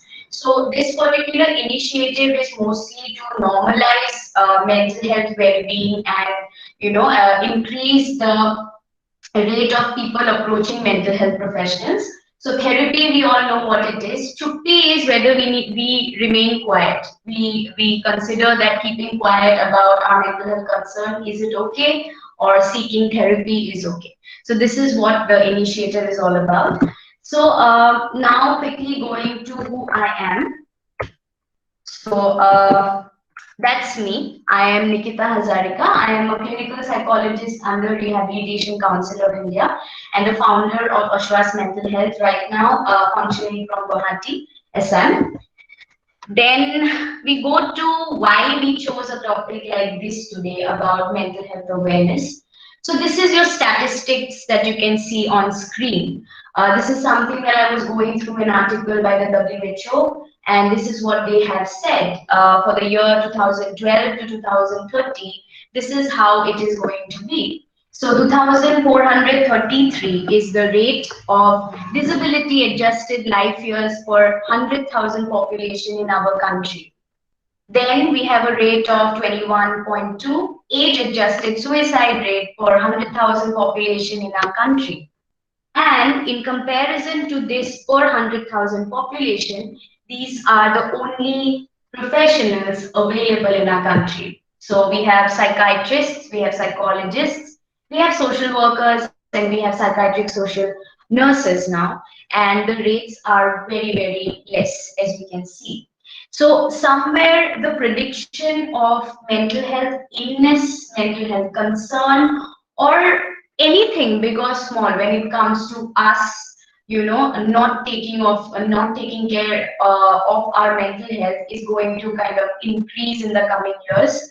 And somewhere there is a high need of professionals in our country and also somewhere some kind of acceptance, or people going out there and going, for checkups for their mental health concerns. So that is something very, very important. Now, me bringing in statistics is because we need to understand that it is just not happening in pockets of our country. It's just not in Guwahati, it's just not in Delhi, it's not just in Calcutta. It is all around. Right now, it's a global condition, but the condition of our country is somewhere, it's in a bad shape because of the lack of awareness and the stigma associated to mental health. Okay, now the next thing that I have for you is a question. Okay, so when I ask you, how are you feeling? This is something we hardly ask actually. We usually ask when we meet someone, we ask, how are you doing? How are you? But there are very, very lesser times that someone would come and ask, how are you feeling today? So when we usually ask this question to someone, we mental health professionals are very used to using this statement rather than how are you. So when we ask how are you feeling, mostly people do not know what to say. So you can see the answers that I have written below. So I don't know. That's one response that comes. I'm okay, I'm good, I'm fine. And then some people also ask, what question is this? So this got me thinking a bit of personally what is happening to us as well. Why there is a stigma, why there's a hesitation to go and approach someone, why there is a need of awareness, around us, why we need to speak about mental health.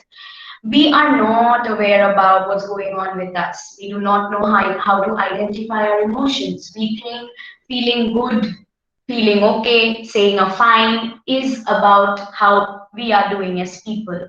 So we do not have that capacity or knowledge to kind of say that I'm feeling I'm feeling not okay, I am feeling unhappy, I'm feeling guilty, I'm feeling jealous. So we think that somewhere saying a good collectively, maybe talks about we are feeling positive.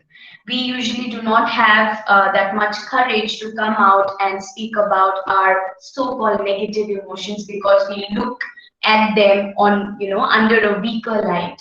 So these things needs to be normalized first within us, in our families, in the pockets we are part of, the societies we belong to, the communities we belong to, and then we can collectively as a nation, fight back stigma or bring in acceptance. So I will just tell you how we can go about it. Now, so what is mental health awareness? So mental health awareness is what, becoming aware about our psychological capacities. It would include the functions, problems, and management of the same.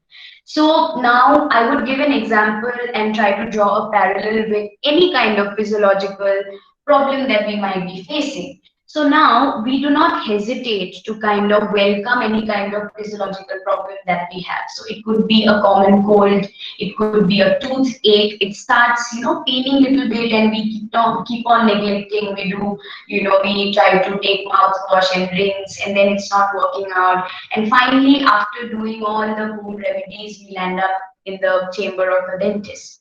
And that's okay. And then the dentist would give us, medicines or any kind of surgery that we require, and then we are okay. But when it comes to mental health, we are very afraid of kind of identifying or giving us permission. Ourselves, we don't give permission to kind of feel in a certain way. So we right now we are in a age where we all are, running towards this unseen happiness, or be positive all the time.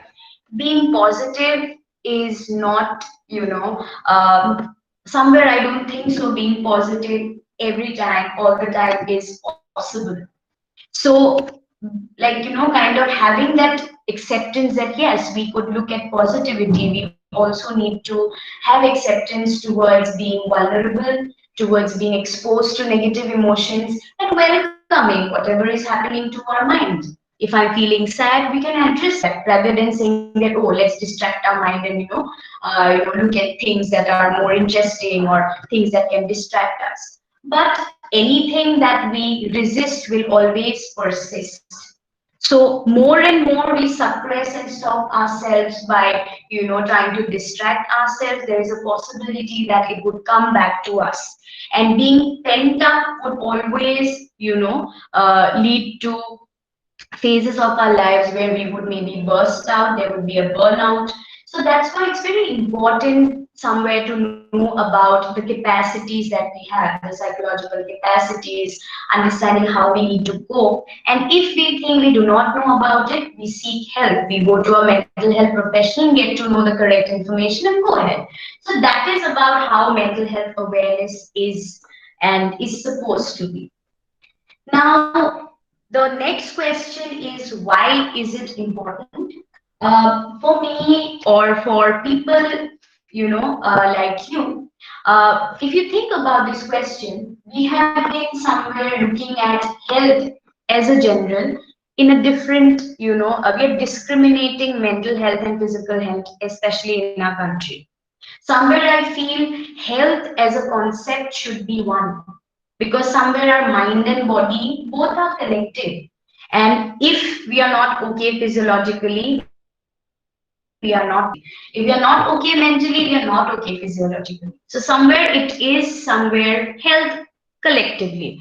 So in our country, the stigma, the lack of acceptance, people not wanting to talk about it, also stems for the fact how it has been treated across years. It has been looked at something like, oh, pagal hai kya, pagal ke doctor ke paas jana hai, we have to go to asylum.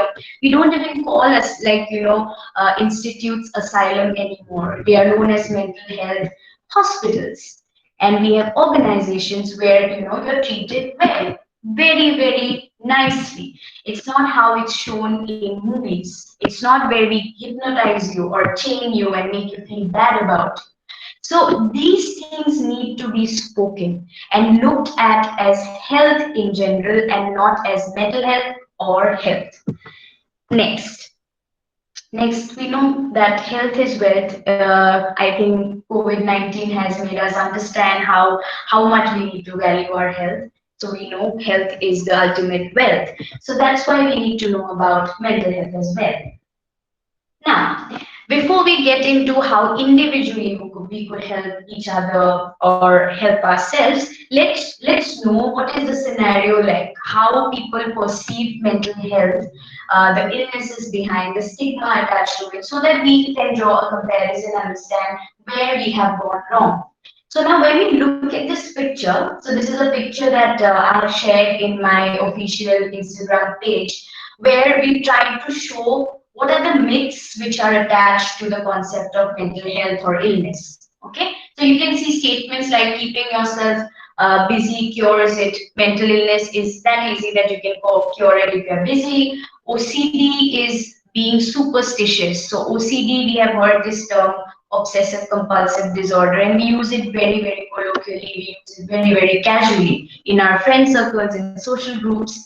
Then you don't look ill. So people say now, in the case of Sushant Singh Rajput as well, most of us are talking about he had such a good life, he was a topper, he had so much money, such a stable life. He never seemed so sad. Then how could he kill himself?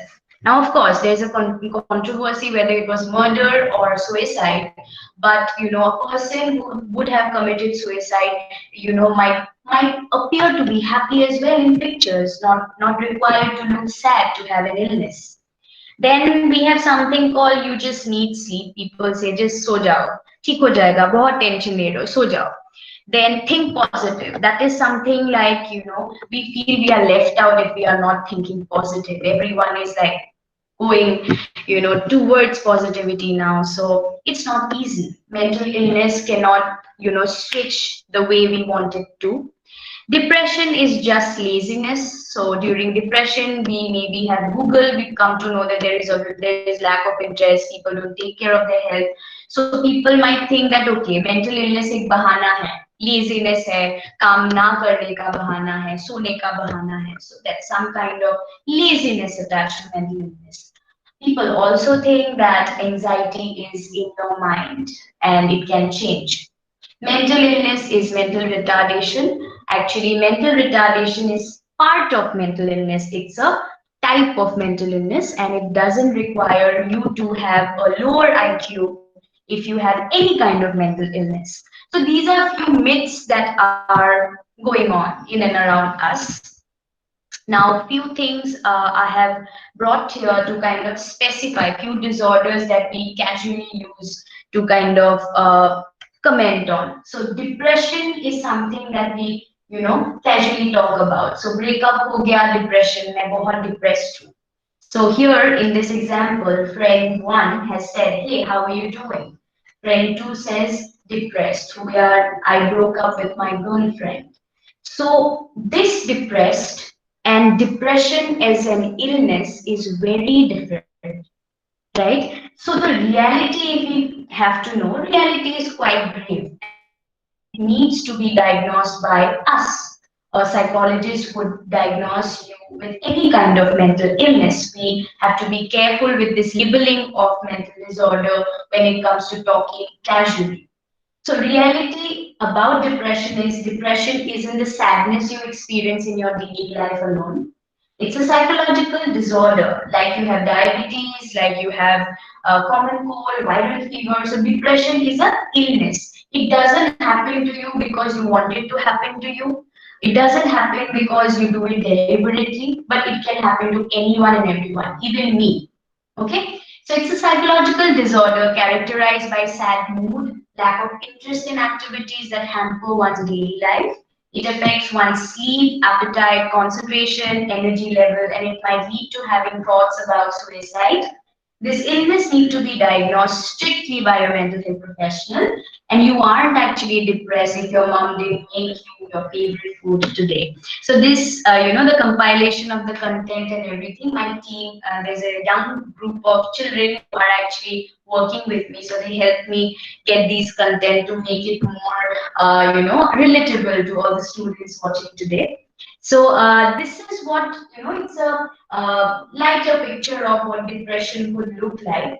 But ultimately, if you feel that you have a little bit of symptoms like this, you can definitely check with a mental health professional who is going to tell you what to do. So you cannot say that I am depressed, like how I cannot say I have diabetes, right? So going to the next next label that we casually use is I'm having a panic attack. So, I went to give my exam and I had a panic attack. Mom scolded me, I had a panic attack. So, panic attack is not how it is, how we are describing it to be. So here again, there's an example. Hey, are you ready for your dance performance? Someone says, hey, I'm actually having a panic attack. So usually panic attack is not what we say or think it to be. Panic attack is again a medical condition that happens out of the blue. So the reality here is again different. So reality is panic attack is a sudden experience of excessive fear or discomfort, often out of the blue qualifies as a panic attack. You would not know when it's going to happen. You might be driving in the traffic and suddenly you have this sweating, you are overthinking and you're feeling uncomfortable, breathless, or you might have palpitation. So these are few physiological symptoms that you could see. It will make your heart start thumping, you'll feel hot and sweaty, there will be shivers running down your body, especially your hands and legs. Your vision might get blurry, you'll have difficulty in breathing with feelings of things going out of control. You would feel as if I'm going to die now, I don't know what to do, okay? Severe panic attacks also bring along nausea, abdominal pain, headache, numbness, and your mind would somewhere also would signal that I have feelings of dying. Okay, panic attacks are always out of one's control. It isn't an excuse to escape any kind of situation. It comes with intense stream of restlessness and nervousness. It gives one a feeling of being on the edge, Anxiety is not just fear, and anxiety attacks aren't fake. During an anxiety attack, the hormone adrenaline floods in your bloodstream, your breathing becomes faster and shallow, and you start having sense of impending danger, panic, or doom. You feel everything is going to crash and end at this moment. So it is not always attached to a particular, let's say, stimulus or any kind of trigger. It's not because, I have planned how to panic. It can happen for multiple reasons, but it would happen all of a sudden. So that's the nature of a panic attack. We need to be very careful when we use such terms.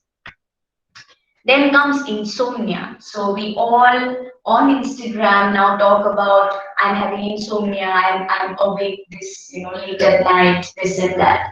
Insomnia again is a medical term used by us.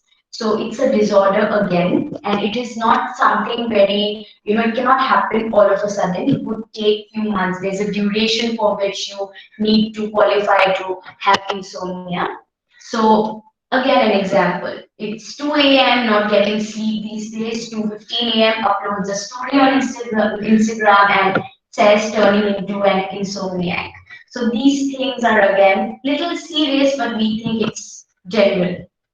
The reality is again different. So insomnia is more than just experiencing a sleepless night. It is a sleep disorder where a person has persistent problems in falling and maintaining sleep. This would hamper your social, personal, occupational life. It is a psychological disorder to be diagnosed by a mental health professional. If you aren't feeling sleepy one night, that might be because you took a nap in the afternoon today. So just relax. So don't think that everything I'm having, whatever I'm Googling is a disorder. That's why we need to know the correct information from the correct people. Now this is something very common. So I have expanded the abbreviated term. Usually we call it OCD. Usko to OCD hai, mujhe OCD hai, mujhe OCD ase, mujhe saka koribo lage. That is something that we all have known about OCD through books, through movies, through friends, through social circles. But OCD is again a very, very serious disorder. So OCD is nothing to do with only cleanliness alone. It could be different types under it. So OCD itself, we need to, expand and understand what it is. O stands for obsession, C stands for compulsion. So obsession is to do with my thoughts, repetitive thoughts which are irrational.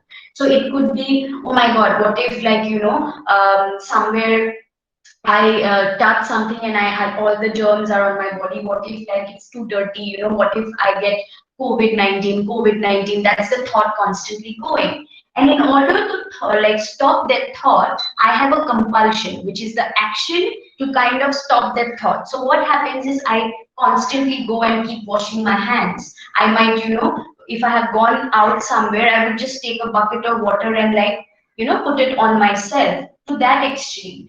People with OCD actually cannot manage themselves. So when patients come to me, there might be patients where they're bleeding on their hands saying that, ma'am, I'm not able to stop using the soap. I know it's not okay. I know these thoughts are irrational, but I can't stop myself from washing my hands. So it's that serious. So there are different kinds of OCDs, different types of it. Sometimes even one of the types of OCD is there is no compulsion but rumination, repetitive irrational thoughts. So these things need to be somewhere first diagnosed with the right tools, and then treatment should be taken. So we cannot just say that, in the first example, in A is saying enters the room, lifts up a showpiece from the table, keeps it back just like that, and B goes, oh, goes to the table, arranges it back and to its original position, and A says, haha,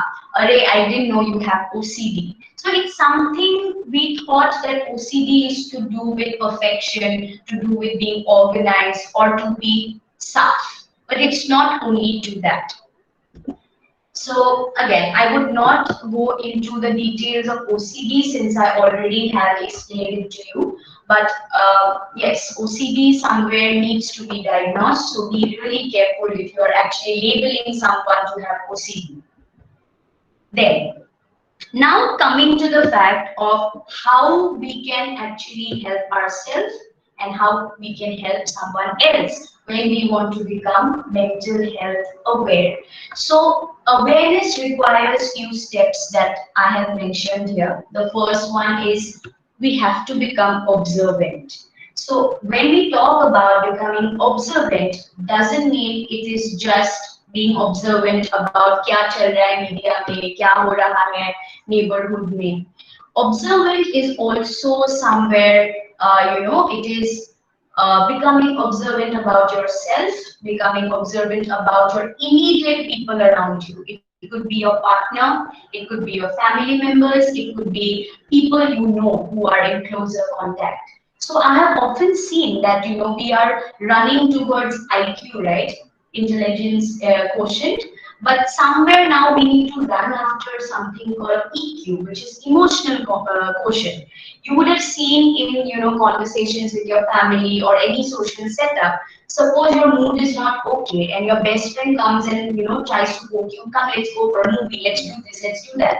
So sometimes we might just burst out saying that dikhai nahi deta kya, that I am not okay, my mood is off, I'm sitting quiet in front of you and you can't see that. Now, why does that happen is because we are not very observant as people. We don't allow ourselves to understand what is going on with us and what is going on with someone before us. So we want everything, right away. So we need to learn how to become observant about our body, our mind, and then become aware about someone else's mind and someone else's body. So first thing is being observant. Second is becoming considerate. So suppose for me,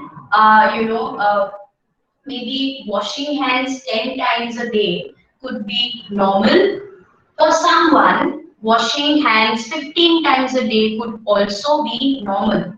Okay, a person might come and say, this is what I do. So if we suppose react to it saying that, oh my God, this sounds very abnormal, the person is never going to reach out to you and talk about what's going on in their life. So consideration is somewhere important, especially also in cases where we talk about pain. So somewhere if someone is undergoing a breakup, wants to talk to you and cry about what's gone, like what they've undergone or how they feel cheated, betrayed, lonely. Now for me, I might have experienced a lot of relationships in my life. I know how to move on in life little faster than how she or he is wanting to, but doesn't mean that my capacity of experiencing pain would be same of how the person is also experiencing pain. The intensity of pain with the intensity of pain when it comes to people, it would be very, very subjective. You would have individual differences there. So thereby we need to somewhere be little considerate and put ourselves somewhere, behind to know what exactly is happening with them. So that is the second thing that we could do. Third is being non-judgmental. Now, see, being non-judgmental doesn't mean you're coming into some kind of agreement and acceptance that, okay, I'm okay with this.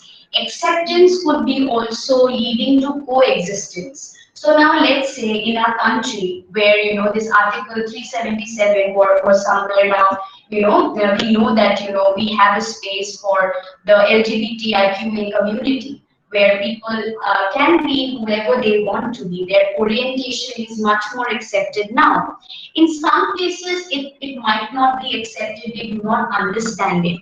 But it doesn't mean that they cannot, have room for people to be themselves. I might be against living relationships, someone might be okay with living relationships. So it doesn't mean that that person is bad or I am wrong or that person is right.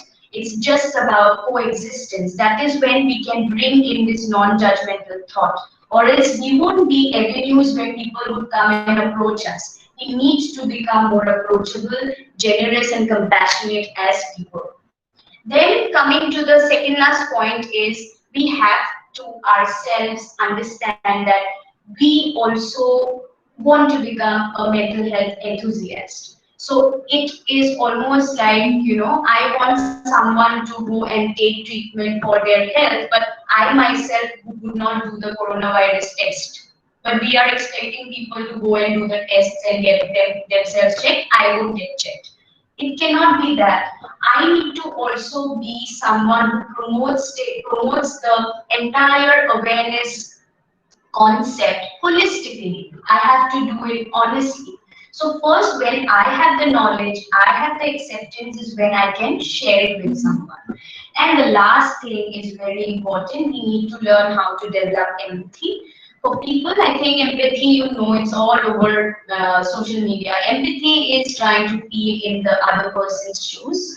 I'm not trying to say that sympathy is not important. Sympathy is also a human capacity of, you know, trying to feel sad for someone, trying to feel bad for someone. So we need that. But in a prolonged state of anxiety, in a prolonged state of mental health concern, we all might have to become more empathetic there and not sympathetic. Because sympathetic, if it goes on for quite some time, we somewhere cripple a person's capacity and abilities to move on in life. So we might keep feeling bad, crying with them, and we might look at them as, you know, with pity. So we need empathy because somewhere we also want to feel in their shoes. We need to understand what they are going through and also channelize how we need to move out of such a miserable condition. So that is why empathy sometimes is more preferred than sympathy for the longer run. There. Now this is a diagram which is for everyone right now to understand. A common question that comes to me is, ma'am, when do I know that I need to go and seek therapy? When do I know that I need to go to a mental health professional? So this is going to help you identify. So a person is become socially deviant or would have more mental health concern when there is some kind of impact in your personal, social and occupational aspect of life. So personal aspect is nothing to do with your hygiene. So maybe a person has stopped taking bath. Maybe a person is somewhere unable to wake up in the morning and not take care of themselves. The second one is social. So people around that person would be complaining about that person nowadays doesn't show up, doesn't receive my calls, doesn't come for parties. Or some people might also complain that this person is being too talkative, over friendly, hyped, you know, all the time, you know, in a more you know, jumpy situation, okay, all the time wanting to meet up or talk or over talkative in comparison to their usual side. And the last one is occupational. So occupational, now it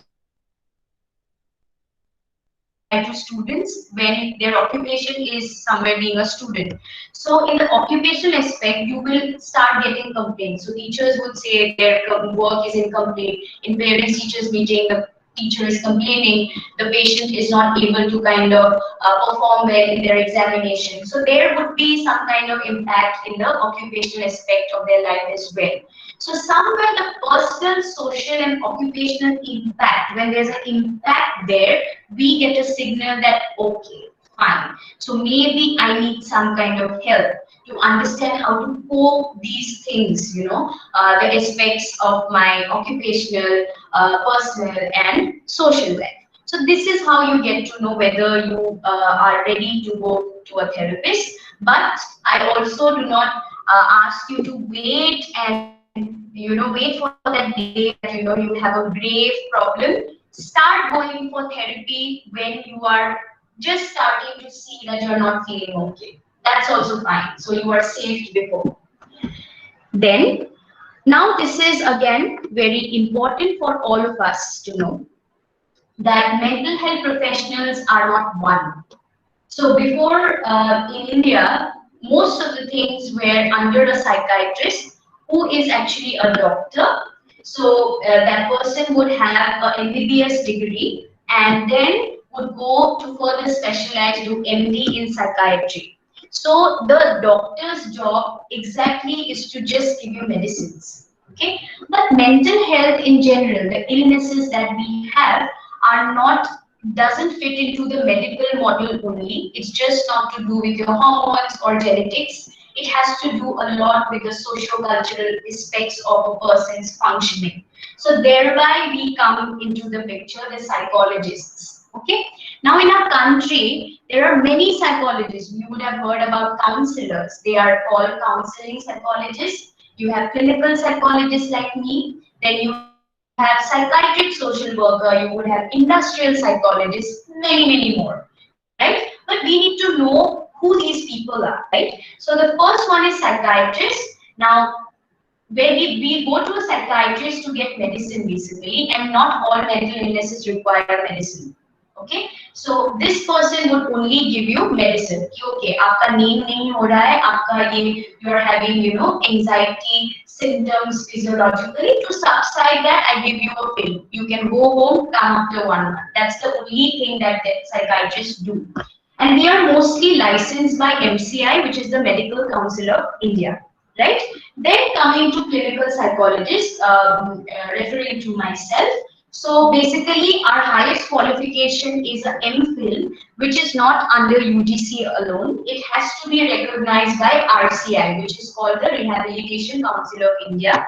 It's a licensed body situated in Delhi, and they are the ones who give us a license to practice. Without this license, I cannot use my tools, I cannot diagnose you or conduct psychotherapy. So for all the schemes, government schemes and everything, you need this license of a licensed clinical psychologist.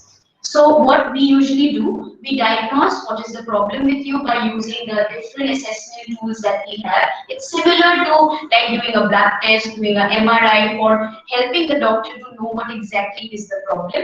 And thereby, after that, we provide psychotherapy. So psychotherapy is like an intervention that we do. So let's say, if someone has, has broken a hand, and then the next thing to do would be, putting a plaster. After the plaster is broken, cut, the person is asked to go to a physiotherapist to kind of do the rehabilitation bit of it so that it functions well. So even in therapy that we call, what we do, we diagnose, and then there are different illnesses, and for each illness, there is a different psychological intervention. So let's say for major depressive disorder, we have something called cognitive behavior therapy. For something called autism spectrum disorder, we have something called applied behavior analysis. For alcohol substance disorder, we have something called motivational enhancement therapy. So these things are tailor-made for each mental illness. And this particular training you only get during your RCI MPhil. We have 2 years to practice in a OPD, and then we have our research work, and that's how we get trained in doing these psychotherapies.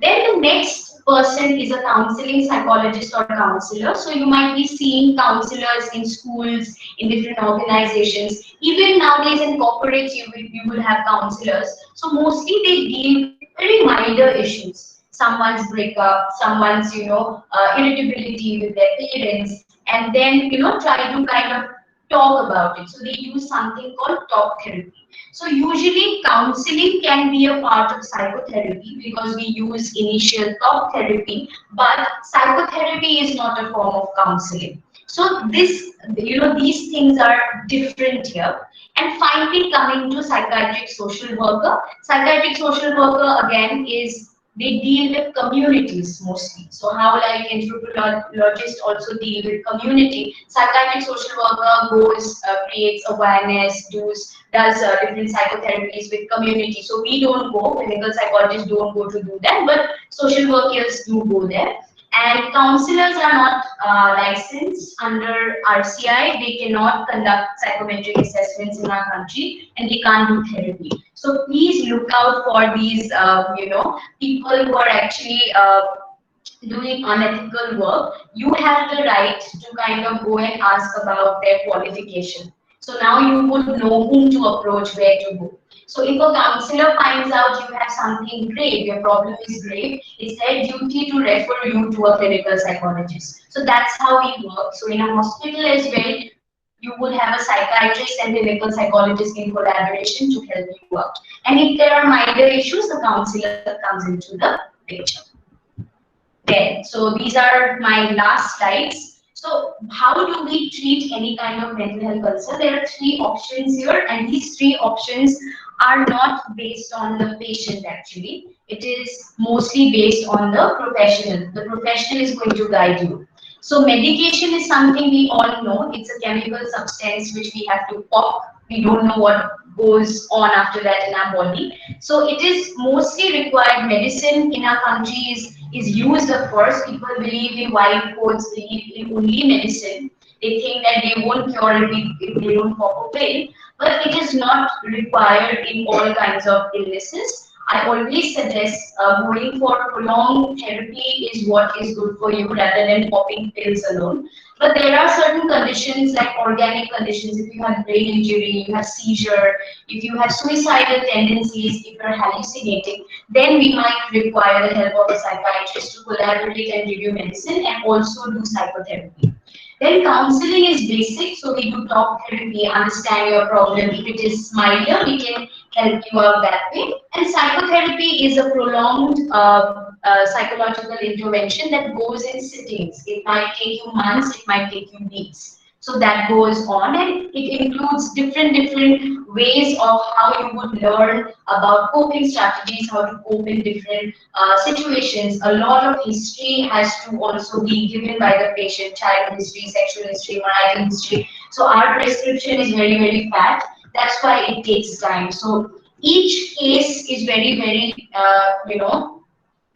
and we have to do a lot of study, and then we give our services out. So these are the different treatments that are available. Then what can a common man do in order to facilitate this process of mental health awareness? We can help. Okay, and how can we help? These are few points. So first of all, a common man should do proper research and just not rely on Google.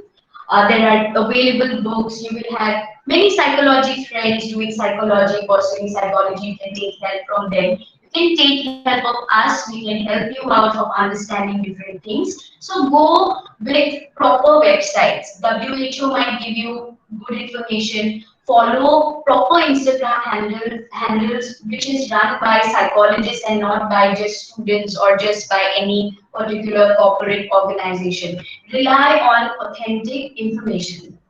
Because of uncertainty of how to get help, one should observe herself or himself before taking decision. So you might not know what is good for you, but so try to monitor what you're feeling, what is happening, and then take a decision. Don't take it alone. You can talk to a friend, you can talk to a family member, or you can directly call a helpline number and ask, this is going on with me. How do I go and approach my parents? They're going to teach you. Then get out of the fear of disclosing about your mental health problems. So how do we do that? We do that by talking in general. So if you can go and tell your mom that, I'm feeling good, I'm feeling fine, I'm so happy, I'm so glad this happened to me. Also make it necessary that you go and tell her that, Mom, I'm not feeling well. I think I don't know why I'm feeling this way. Mom will be like, I gave you good food, yesterday we went out, you're thinking too much, why are you feeling this way? Talk about it. Talk about it saying that, no Mom, I think it's not necessary that I can feel happy all the time. I don't know what is going on, but then I just wanted to let you know that I'm not feeling okay. So encouraging or supporting someone who dares to tell you they are not feeling okay, and not directly giving them an answer saying that, okay, let's be positive, let's go ahead, let go of this situation, let's distract.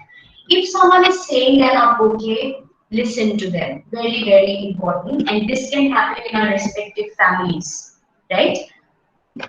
Then one should not wait until the problem turns into a mental disorder, like how I mentioned. Don't wait that I need to become totally, I come to a state where I cannot function. If you feel there are concerns with you, you want to figure it out, take responsibility and go ahead, go to a therapist. It's very healthy and you feel good about yourself. Seeking therapy is just like visiting a doctor for fever, and one should try to make the therapy a part of this lifestyle actually, sorry, of dealing with problems. So lifestyle, what I'm saying, if you can brush your teeth, you can comb your hair, eat your dinner, go to a gym, I think it also can be that, okay, I eat my dinner and I brush my teeth, I go to a gym, and Wednesdays I go to my therapist. That can be your lifestyle as well, and it's a very, very nice place to be in. Trust me, I have been to a therapist as well. As we all say, we will consult our family doctor. We should also make psychologists part of our family therapist. So we can say that, okay, we have a family therapist, we can go and consult her, check our mind.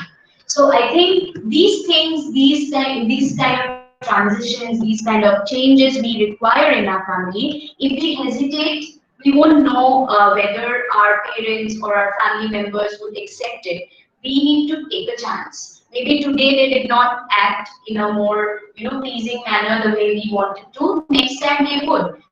Figure out different avenues and ways of communicating about mental health. It could be, there are movies like Dear Zindagi happening, where people, are showing therapists how it works. You can watch that movie with your family. You can talk about it over text, send an email to your parents. Can be done in different ways. Okay, so that is going to be a very, very life-changing, even for all of you if you try it out.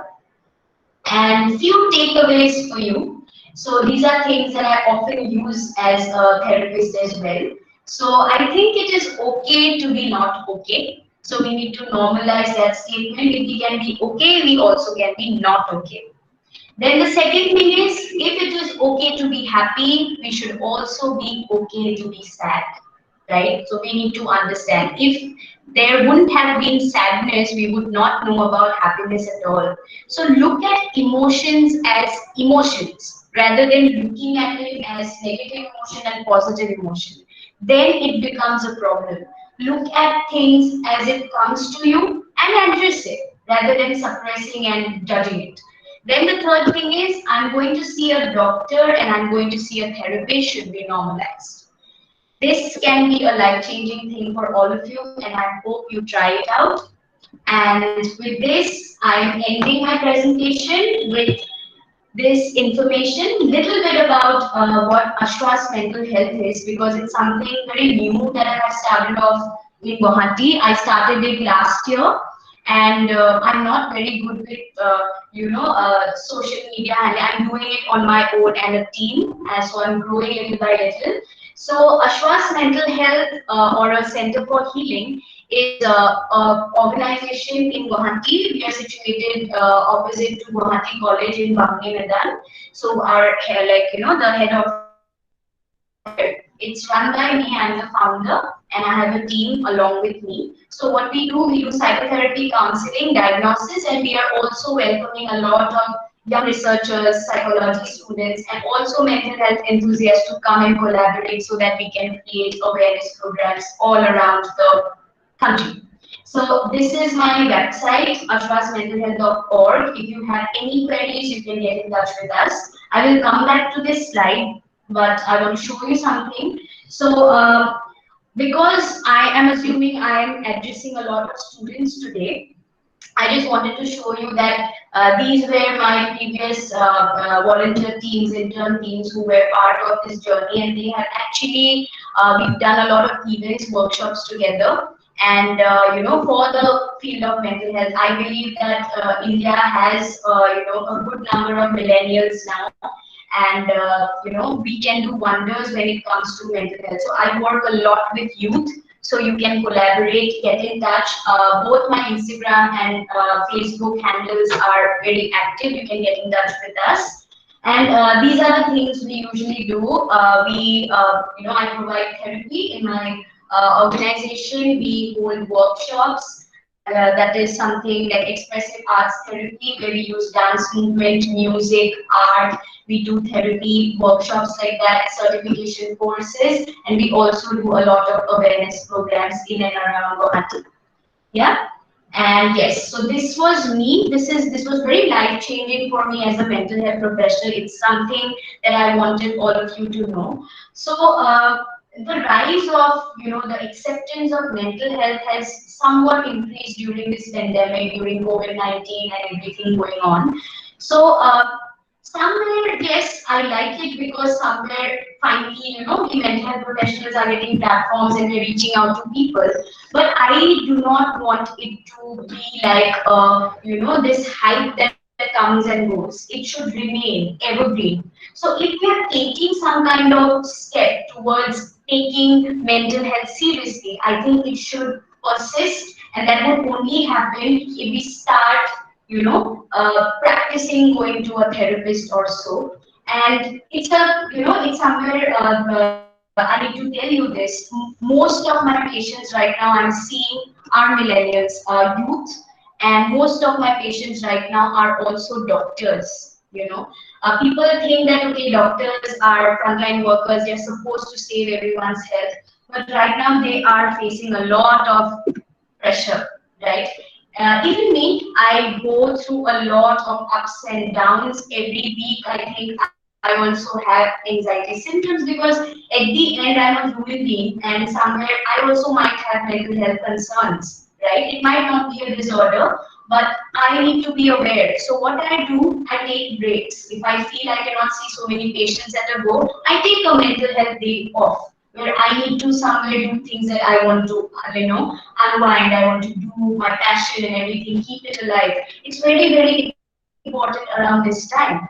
And we can't keep saying that social media is a negative platform or it is bad for everyone, everything is negative, media is negative. We actually can take responsibility of what we are watching. If we have negative news, we also have certain things which are positive. So if we are talking about movies that are promoting zero figure, there are also campaigns that are talking about body positivity, where any shape, size, color is okay, right? So we need to have a balance of things going on in our screens. So we need to have a mixture of things that we see. If we've seen something negative, we also can have something positive. A variety of your screen time could be very, very beneficial at this moment, because you do not have control over news channels or negativity that is spreading. So you need to somewhere, accommodate yourself. Human beings have that great gift of being, accommodative or adaptive. So you can somewhere have varied ways of browsing the internet. So that is something you need to do. So these are few pictures where I was going in and around in different, this is under NHM, National Health Mission, where I've been invited to talk about the seriousness of mental health illness, anxiety and all that. So the reason why I've shown you all these things, so that you know where I'm coming from, and why this shouldn't be a hyped thing that only pandemic ke time pe we will remember mental health, after that we'll forget. No, because right now what I can see is, with the rising cases of mental health, it's going to take years of practice to kind of have a control over the mental illness that is a problem in our country right now. So it's better that you seek help, it's better that you talk to people, and it will help you out of this particular situation. And with this, thank you so much, and this is for your details if you want to note down the email ID or the number. So thank you so much. I hope I have not kind of bored you, but I've tried to kind of talk from the perspective of a mental health professional today. Thank you so much. Thank you, Nikita, for your interesting, informative, and wonderful presentation. It's time for question and answer session. And there are 3 questions I have seen in the chat box. Nikita? Okay. Yes. One Jigyasi Das wants to know, ma'am, the question is asked by Jigyasi Das, that ma'am, how to control our anger? How to control our anger? Okay. So of course, like I said, I I particularly do not know where you're coming from, what's the reason behind your anger, and you know what are the things that have been happening in your life. So I have not met you, so it won't be very, very correct to tell you that this is the tip for stopping your anger. But I can definitely tell you that anger is actually a secondary emotion. Okay, so anger is actually not a primary emotion. Anger has a lot of emotions behind it. So it could be, you know, there would be days of you feeling guilty about something, you feeling low about something, and then it could have become anger and you have burst out. So I would say, before thinking about controlling your anger, I would suggest that you first monitor of what you are feeling. Like, from where has the anger come? You know, what was the situation? Why I'm reacting this way? What are the people causing stresses? And what should I do to help myself? Then I think you can come to the point where you know you need to control your anger. So in order to monitor your like behavior, there are many exercises to manage anger. If you just want to calm down, so there's an exercise using a balloon. So just take a balloon and try to make it bigger, like bloat it with your air, and then again try to deflate it while leaving the air. Again try to blow it, again try to leave it. It's a balloon exercise where you release a lot of emotions into the balloon. That is one thing. Second thing is you can also use a pillow. Okay, so suppose if you want to just vent out something, you can, rather than throwing things and calling out names to people, just have a pillow while you're sitting and you can shout inside the pillow to release. Okay, and something personal, also figure out what you are good at. For me, when I'm angry and I cannot channel it out, I love dancing, so I make sure I close my room door and I dance for some time. So if you are someone who wants to walk, run, go do it. You can release it in installments. But first, figure out why the anger rather than controlling alone. So yeah, that's my suggestion.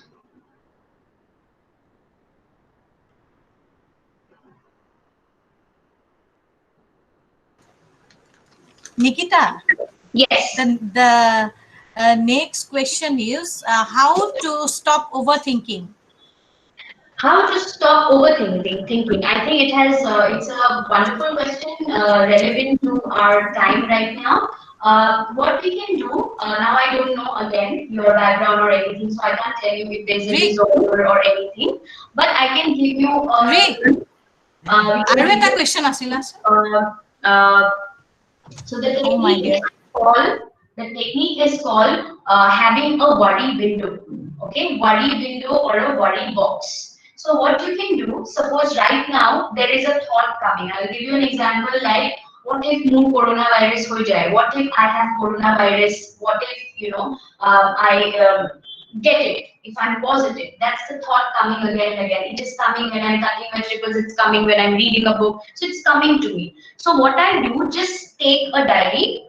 Okay, in a fresh page, write down that question that is coming in your mind. So usually these repetitive thoughts are in form of questions. Okay, so write that question down in that fresh page. Write down saying that, okay, what if I get coronavirus? That's the question coming in your head. Put a question mark, and then you have to not answer that question now. What you need to do, write a time there, which is delayed from the time where you have written it. Let's say right now I have written the question, it's 10 a.m. Okay, delay the question, delay the time to, let's say, 11 a.m. So your worry window or worry time would be from 11 o'clock to 11:15. Write it down in bold on top of that question. Okay, and then close the copy and leave it. Then again, you're cutting vegetables or you're reading a book. Again, that thought is coming. What if I get coronavirus? What to do now? So you keep telling your brain that, okay, it's fine. I'm going to think about it at 11 o'clock. I'm going to think about it at 11 o'clock. Now, what happens? 11 o'clock has arrived. Now, what you do? Go to the diary, sit in your chair, open the diary, and look at the question and don't sit and think about it. What do you do? It's a question, answer the question. Write down the statement. So if I have coronavirus, I need to call 104. If I have coronavirus, then maybe I might do a rapid test. I would do a swab test. If the test is positive, I go to a quarantine center. I get my family checked. This, that. Write down the answers to their questions. Once that is done, close the diary, keep it aside. So next time, again, when that thought comes, what happens to me if I have coronavirus? All you have to do, go to the diary, open it, and read out those answers. So you can do this with any repetitive thought that happens to you, and you will have numerous questions about it, because most of the thoughts that are there in our mind are probable questions of the future. We do not know right or wrong, but it goes in loop. So it will be very nice if you could note it down on your diary. So this is a worry window technique that you can use, and it's very nice for people who overthink. Many questions asked in the chat box. And one more question is asked by Dr. Morami Talukdar. She wants to know, and her question is there any online therapy of Asus? Yes, of course, Ms. Moromi. Actually, during the pandemic, I think I've been seeing patients online since March now. So there are, you have my number. You can, that's the official number. You can leave a WhatsApp message, and I'll send you the proceedings how you can book your session. So right now you have online sessions, and I'm reopening my center from tomorrow. So if anyone wants to come with precautions, you can come as well. And let me see. And another question is, how can we fight with our depression? How can we fight with our depression? Now again, going back to my slides. So how do you know that you have depression? That is also one question. So you can't really say that you have depression until and unless you are diagnosed.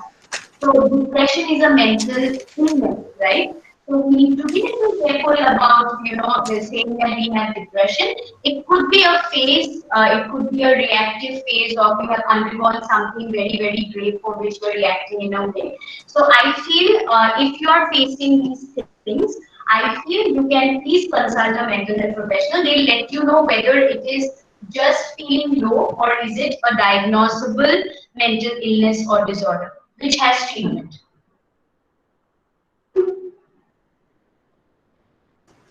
And one question is, I'm going to tell you, asked in the chat box, Madam, in regard COVID-19, I get nervous too easily and take undue stress. Please tell me how to overcome from it. Okay. Now, first thing that I'm going to tell you is that don't feel that you're alone in this. Even I feel very anxious about it.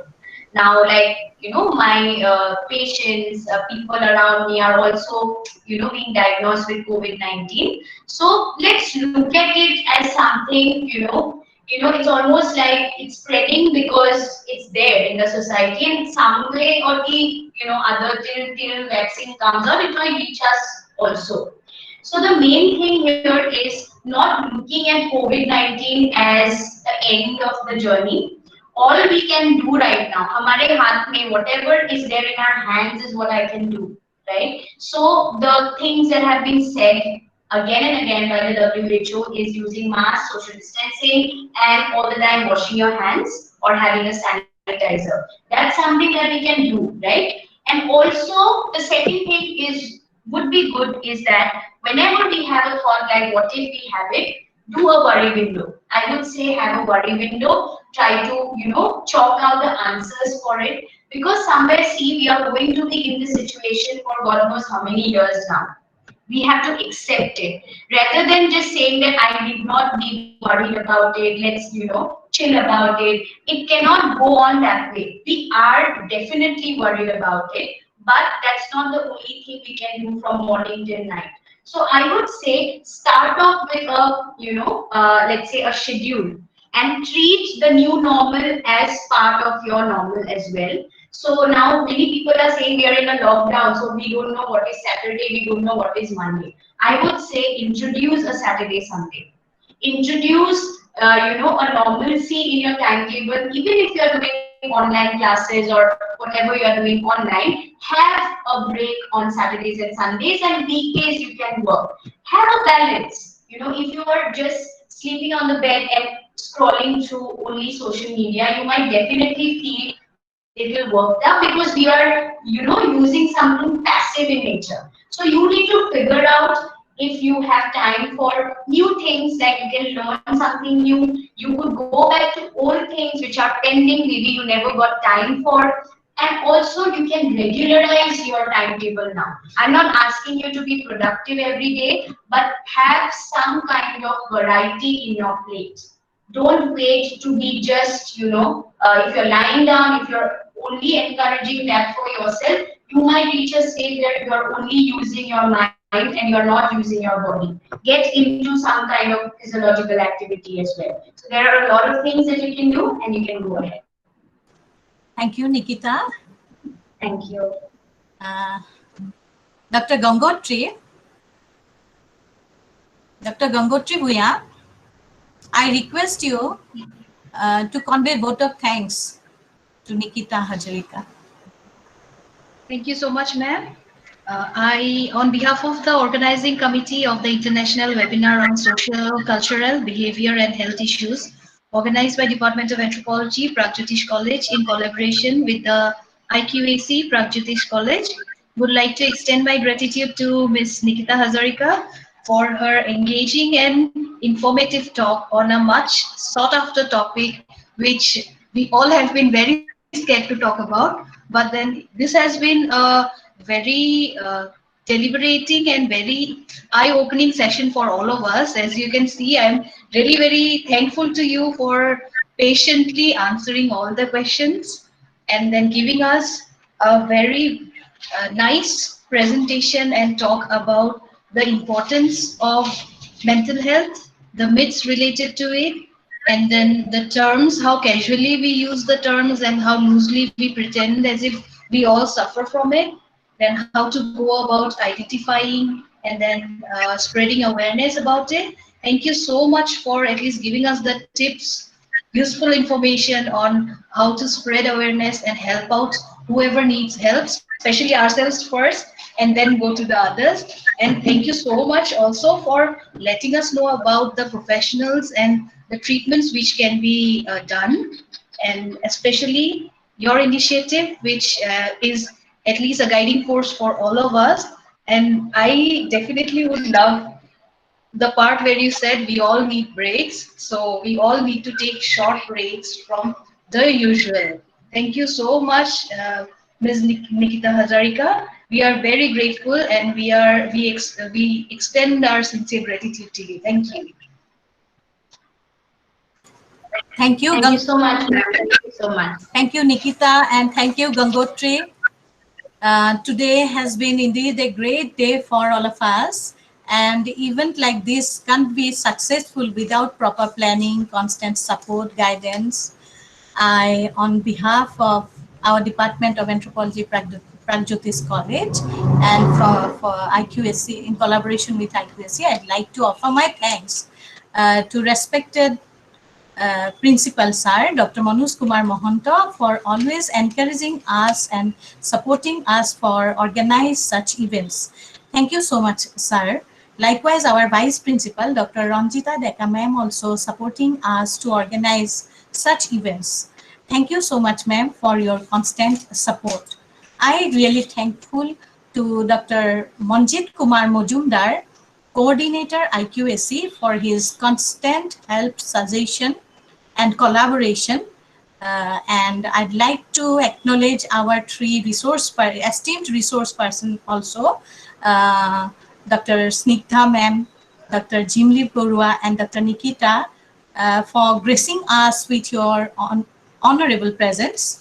I also acknowledge Pinky Pathak and Nayan Mohanta for their technical support, without whose help we can't even think to organize such an event in the present situation.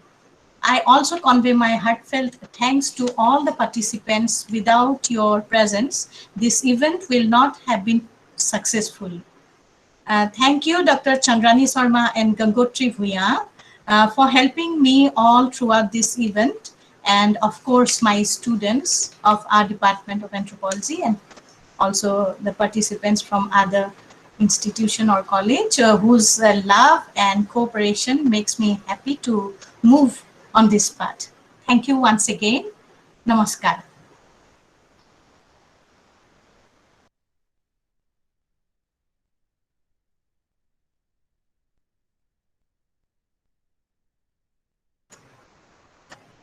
With these few words, I announce that this session is completed.